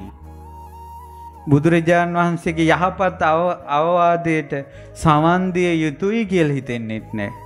උත්සාහ කළ යුතුයි කියලා හිතෙන්නේ නැහැ. වැරදෙනවා කියමු. වැරදෙනකොට හදා ගන්නවා. සිය වතාවක් සිල් කැඩෙනකොට සිය වතාවක් සමාදන් වෙනවා. ඒ සිය වතාවක් උවමනාව තියෙන නිසානේ එහෙම කරන්නේ. යම් දවසක යා ඒක හදාගන්නේනේ. අනේ සමහරු ඉන්නවා ගානක් නැහැ. පන්සිල් ගානක් නැහැ. පන්සිල් පද 5 කියා ගන්නත් බැහැ. විහිළු කරනවා. ඒ සිල්පදවල නම් විහිළුවට ගන්නවා. මොනවා කරන්නද ඉතින් සංසාරේ? ඉතින් පින්වත්නි පංචශීලයේ රැකීම ඒ තරම් මහත්ඵල විමානිසංසයි. බුදුරජාණන් දැන් බලන්න චෛත්‍ය සමූහයක් වශයෙන් එකතු වෙලා චෛත්‍යයක් හදන්න ආසයි. බෝධියක් හදන්න ආසයි. වෙහෙර විහාර හදන්න ආසයි. බාහිර දේවල් නිර්මාණය කරන්න මවන්න ගොඩාක් ආසයි. ඔය ආසාව සත්තු මැරීමෙන් වැළකී සිටීමට තියෙනවද කියලා දහම් කණ්ණාඩියෙන් ඔබ දෙස බලන්න. හොරකම් කිරීමෙන් වැළකීමට, වැරදි කාමසේවනයෙන් වැළකීමට, බොරු කීමෙන් වැළකීමට, සුරාව ගන්න නැතුව ඉන්න ඔච්චර ආසාවක් තියනවද කියලා බලන්න. දාඩිය හෙලාගෙන බඩගින්නේ ඕන තරම් අපිට දවසේම වත් පිළිවෙත් කරන්න පුළුවන්. ඒත් අපිට බොරුවක් කියන්න අවස්ථාවක් ඉදිච්ච ගමන් තප්පරයට කියනවා. දාඩිය පොඩ්ඩක් වැටෙන්නේ නැහැ. තප්පරයට කියනවා. බලන්න මේ හිත දෙස. තම තමන් දිහා තම තමන් උජාරුවට තමන් ගැන හිතාගෙන හිටියට අපි කොයිතරම්නම් මේ අපේ ජීවිත ගැන අපි හිතන්නේ නැද්ද කියලා. ඊළඟට කූටදන්ත බ්‍රාහ්මණය අහනවා, ස්වාමීනි භාග්‍යවතුන් වහන්සේ තවත් තියෙයිද ඊටත් එහා මහා පිං මහා කුසල් බලවත් දේවල්? බුදුරජාණන් වහන්සේ වදාළා තියෙනවා බ්‍රාහ්මණය. ඒ තමයි බුදුරජාණන් වහන්සේ වදාළා ඊළඟට තියෙන දේ තමයි ලෞතුරා සම්මා සම්බුදු කෙනෙක් පහළ වෙන්න ඕන ඒකට. ඒ ලෞතුරා සම්මා සම්බුදුරජාණන් වහන්සේ පහළ වෙලා මුලැමැද අග පිරිසුදු ධර්මයේ දේශනා කරද්දී ගිහි ජීවිතේ කරදර සහිතයි, පිරිසුදු බඹසර රකින්න නිවන් මාර්ගේ පුරුදු කරන්න පැවිද්ද උතුම් කියලා කෙනෙක් මහාන වෙනවනේ. ආන්නේ මහාන ජීවිතයට යන එක උවිත වෙටිය මහත්ඵලයි. ඒ පැවිදි ජීවිතයට ගිහිල්ලා ඔහු ඒ ශ්‍රමණයන් වහන්සේ ආචාර ගෝචර සම්පන්න වෙනවා. ඒ ශ්‍රමණයන් වහන්සේ ඇවතුම් පැවතුම් සංවර කරගන්නකොට අර ගිහි කෙනාට වැඩිය පිං රැස් වෙනවා. ඇත්තටම කිව්වොත් මේ ලෝකෙ වැඩිපුරම පිං කරගන්න පුළුවන් ගිහි අයට නෙවෙයි. කාටද? ස්වාමීන් වහන්සේලාට. ඒ ස්වාමීන් වහන්සේ ඉන්ද්‍රිය සංවරය පුරුදු කරනකොට අර ගිහි අයට වැඩිය පිං රැස් වෙනවා. ඒ ස්වාමීන් වහන්සේ ගන්න ආහාර වේල සිහියෙන් ගන්නකොට ගිහි අයට වැඩිය පිං රැස් වෙනවා. ඒ ස්වාමීන් වහන්සේ යන ඉරියව් ඇවිදින කතා කරනකොට සිහිනුවන පවත්වනකොට සංවර වෙනකොට මම පැවිද්දෙක් නෙවෙයි කියලා ශ්‍රමණ සංඥාවෙන් කටයුතු කරනකොට ගිහි කෙනාට වැඩිය පිං රැස් වෙනවා. ඒ ශ්‍රමණයන් වහන්සේ යම් දවසක මේ විදිහට පිළිවෙත් පුරලා පංච නීවරණ වලින් හිත බැහැර කරනවා. අන්න එදාට කාමච්ඡන්ද ව්‍යාපාද තීන මිද්ද උද්ධච්ච කුච්ච විචිකිච්ඡා කියන පංච නීවරණයෝ හිතෙන් බැහැර වෙලා යනකොට ඒ ශ්‍රමණයන් වහන්සේට දැනෙනවා අපේ ණයකින් නිදහස් වුණා වගේ. සමාධිය කියන්නේ ලොකු ණයකින් කාටවත් ණය නොවි ණය බේරුවා වගේ. හිරගෙට වැටිලා තිබිලා හිරගෙන් නිදහස් වුණා වගේ. කොරෝනා මරණාසන්න වෙලා ඉක්මනට සුව වුණා වගේ. රෝගයක් සුව වුණා වගේ. ඊළඟට 16ක් වෙලා ඉඳලා 16 භවෙන් නිදහස් වුණා වගේ. නිරුද්ධක කතරේ වතුර නැති කාන්තාරේ ගොස් කාන්තාරෙන් එතර වුණා වගේ සැනසෙල්ලක් දැනෙනවා. නීවරණ නැති වුණාට පස්සේ. එහෙනම් අපි අද ඉන්නේ නීවරණයන්ගේ 16 වෙලා, නීවරණයන්ගෙන් ලෙඩ වෙලා, නීවරණ නැමැති හිරගේ වැටිලා, නීවරණ නැමැති කාන්තාරේ මේ සත්වයා සිටින්නේ. ඒකෙන් නිදහස් වුණාට පස්සේ දැනෙන සැනසෙල්ල. ඔහු පළවෙනි ධ්‍යානෙ වඩනවා, දෙවෙනි ධ්‍යානෙ වඩනවා, තුන්වෙනි ධ්‍යානෙ වඩනවා, හතරවෙනි ධ්‍යානෙ වඩනවා. හොඳට හිත සමාධිමත් කරනවා. ඒ සමාධිමත් හිතින් ඔහු ජීවිතේ දිහා බලනවා. ජීවිතේ දිහා බලනකොට පේනවා මේ ඉලීම් පිරිමැදීන් සහිත මේ කයේම විඥානේ බැසගෙන තියෙන හැටි සමාධියට පේන්න ගන්නවා. ඒක හරියට මේ වගේ ලස්සන මණිකක් අස්සෙන් නූලක් දාලා තියෙනවා. ඒතකොට මණික වෙනම පේනවා, ඇතුලෙන් ගියේ නූල වෙනම පේනවා. ඒ වගේ මේ කරජ කායේ මව්පියන්ගේ එක්වීමෙන් හැදුන ඉලීම් පිරිමැදීන් සහිත කෑම බීමෙන් යැපෙන මේ ඇඟේම විඥානේ බැසගෙන තියෙන හැටි සමාධියට පේනවා. පින්වත් කූටදන්ත බ්‍රාහ්මණය ඔය වගේ සමාපත්තියක් ලැබුවොත් මහත්ඵලයි මහානිසංසයි සියලු පින්වලට වැඩිය. ඊට පස්සේ ඔහු තව හිත සමාධිමත් කරනවා. සමාධිමත් කරලා කඩුවෙන් කොපුව ඇදලා ගන්නවා වගේ. තුත්තිරි ගහෙන් අර මේ ගොබේ ඇදලා ගන්නවා වගේ මේ කයෙන් මේ වාගේම මනෝකය එළියට ඇදලා ගන්නවා. ඒතර මේ කය වෙනයි මනෝකය වෙනයි. මේ කයෙන් තමයි මනෝකය ඇදලා ගත්තේ. කඩුවෙන් කොපුවෙන් තමයි කඩුව ඇදලා ගත්තේ. සර්පයාගේ පෙට්ටියෙන් තමයි සර්පය එළියට ගත්තේ. ඒ වගේ මේ වගේම ඇහැ කන නාසය දිව කය තියෙන මේ වගේම රූපයක් සමාධිමත් හිතෙන් එළියට ගන්න පුළුවන්. යම් කිසි කෙනෙක් මනෝකය ওই විදිහට එළියට ගත්තා කියන්නේ මේ ප්‍රතිපදාවේ ඇතිරිලා අර පින්වලට වැඩිය මහත්ඵලයි මානිසංසයි. ඊට පස්සේ මෙයා මොකද කරන්නේ? මේ විදිහට හිත වඩලා මේ විදිහට හිත දියුණු කරලා මේ විදිහට සමාධිය තව දියුණු කරලා නොයෙක් 이르දි උපද්දනවා. අහසින් යන්න වතුරේ කිමිදෙන්න පොළවේ කිමිදෙන්න 이르දි උපද්දනවා. ඒ 이르දිය මහත්ඵලයි මානිසංසයි අර දානවලට වඩා. ඒව ඊළඟට මෙයා තව දුර තියෙන දේවල් අහන දිව්‍ය ශ්‍රවණය දිබ්බසෝත ඥානෙ උපද්දවනවා. චුතූපපාත ඥානෙ අනිත් අයගේ හිත් බලන ඥානෙ උපද්දවනවා. පැවිදි වෙලා ඊළඟට පෙර ජීවිත දැකීමේ ඥානෙ උපද්දවනවා. ඒවා මහත්ඵලයි මානිසංසයි. ඊළඟට උපද්දවනවා චුතූපපාත ඥානෙ සත්වයන් කර්මානුරූප උපදින චුතෝන හැටි බලනවා. ඊළඟට සියලු කෙලෙස් නැස ආසවක්ඛ්‍ය ඥානෙ උපද්දවනවා. රහතන් වහන්සේ නමක් බවට පත් වෙනවා. ඊට එහා නම් පින්වත් බ්‍රාහ්මණය ආයනම් මහත්ඵල මානිසංස දෙයක් නැහැ. අරහත්ත්වයේ තමයි ශ්‍රේෂ්ඨතම දේ.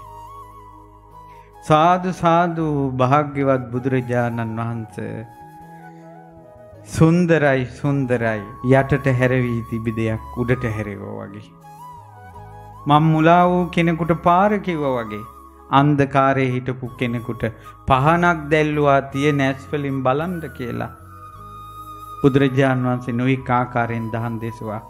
මම බුදුරජාණන් වහන්සේ සරණ යනවා, ධර්මයෙන් සරණ යනවා, සංඝ රත්නයේ සරණ යනවා. දිවි හිමියෙන් සරණ ගිය උපාසකෙක් විදියට මාව දරා ගන්නසේක්වා කියලා. තිරුවන් සරණ ගියා. අර මහා යාගයට වැඩිය ලොකු යාගයක් කරගත්තද නැද්ද? තමන්ගේ සේවක පිරිසට කතා කළා. එම්බා කත්ත මෙහෙවරෙල්ලා. දැම්මර කණුවල ඉන්න 700ක් ගවයෝ ලියපල්ලා. දැම්මර කණුවල ඉන්න ගව නාම්බෝ පුංචි වහු පැටවෝ එළු බැටළුවෝ නිදහස් කරවපල්ලා. උන් තමන්ගේ අම්මලා ළඟට අඬාගෙන දුවන හඬ මට ඇහෙන්න ඕන. දුවගෙන ගිහිල්ලා වතුර පිපාසයට වතුර බීගෙන යන හැටි බලන්න ඕන. ඒ මරණයෙන් නිදහස් වුණේ සත්තුන්ගේ කය හරහා සීතල සුළඟ හමන්න ඕන. ඉක්මනට නිදහස් කළා සත්තු ටික. ප්‍රීතියටපත් වුණා. අන්න බ්‍රාහ්මණයන්ගේ හිත ප්‍රීතියටපත් වුණ බව දැනගත්ත බුදුරජාණන් වහන්සේ චතුරාර්ය සත්‍ය ධර්මයේ දේශනා කළා. පිරිසිදු වස්ත්‍රයකට කහට උරා ගන්නා වගේ ඔහුගේ හිතට ධර්මී කාවැදුණා. යංකින්චි සමුදය ධම්මං සබ්බන්තං නිරෝධ ධම්මං. යමක් හේතුන් නිසා හටගන්නේ හේතු නැතිවීමෙන් නැති වෙලා යනවා කියලා දහං ඇස පහළ වුණා. ඒ බ්‍රාහ්මණයා සෝතාපන්න ශ්‍රාවකෙක් වුණා. මගේ බුදුරජාණන් වහන්සේගේ තබවන්නේ ඇති රත්තරම් පාට සිරිපා ළඟ වැඳ වැටුණා. ස්වාමීනි භාග්‍යතුන් වහන්සේ මගේ ගෙදර දන්නට වඩින්න. පහුවදා දානෙට වැඩියා. ලෞතර සම්මා සම්බුදුරජාණන් වහන්සේට දන් දීලා සිල්වතුන් උදෙසා කරන රහතුන් උදෙසා කරන මහා යාගය කළා. බුදුරජාණන් වහන්සේගේ මිහිරි බණ පද ඇහුවා. භාග්‍යතුන් වහන්සේ නැවතත් අරමට වැඩියා. කූටදත්ත බ්‍රාහ්මණයා නම් එතර වුණා. දැන් ඉතින් අපේ කතාව තමයි තියෙන්නේ. ඔහු ඊතර වුණේ යමකින්ද එතෙන්ටයි පැමිණිය යුත්තේ. ඔහු යාගයක් කරන තැන හිටියේ. ඔහු ඊතර වුණේ ඔහුගේ හැරවුන් ලක්ෂේ වුණේ බුදුරජාන් වහන්සේ සරණ ගියා. ධර්මයේ සරණ ගියා. ආර්ය මහා සංඝරත්නයේ සරණ ගියා. ඒ නිසා මුළු හදවතින්ම මම මගේ බුදුරජාණන් වහන්සේ සරණ යනවා කියලා හිතන්න. ශ්‍රී සද්ධර්මයේ සරණ යනවා කියලා හිතන්න. ආර්ය මහා සංඝරත්නයේ සරණ යනවා කියලා හිතන්න. සමාදන් වූ සිල්පද ආදරයෙන් ගෞරවයෙන් ආරක්ෂා කරගන්නට අපිට වාසනාව ලැබේවා කියලා හිතන්න.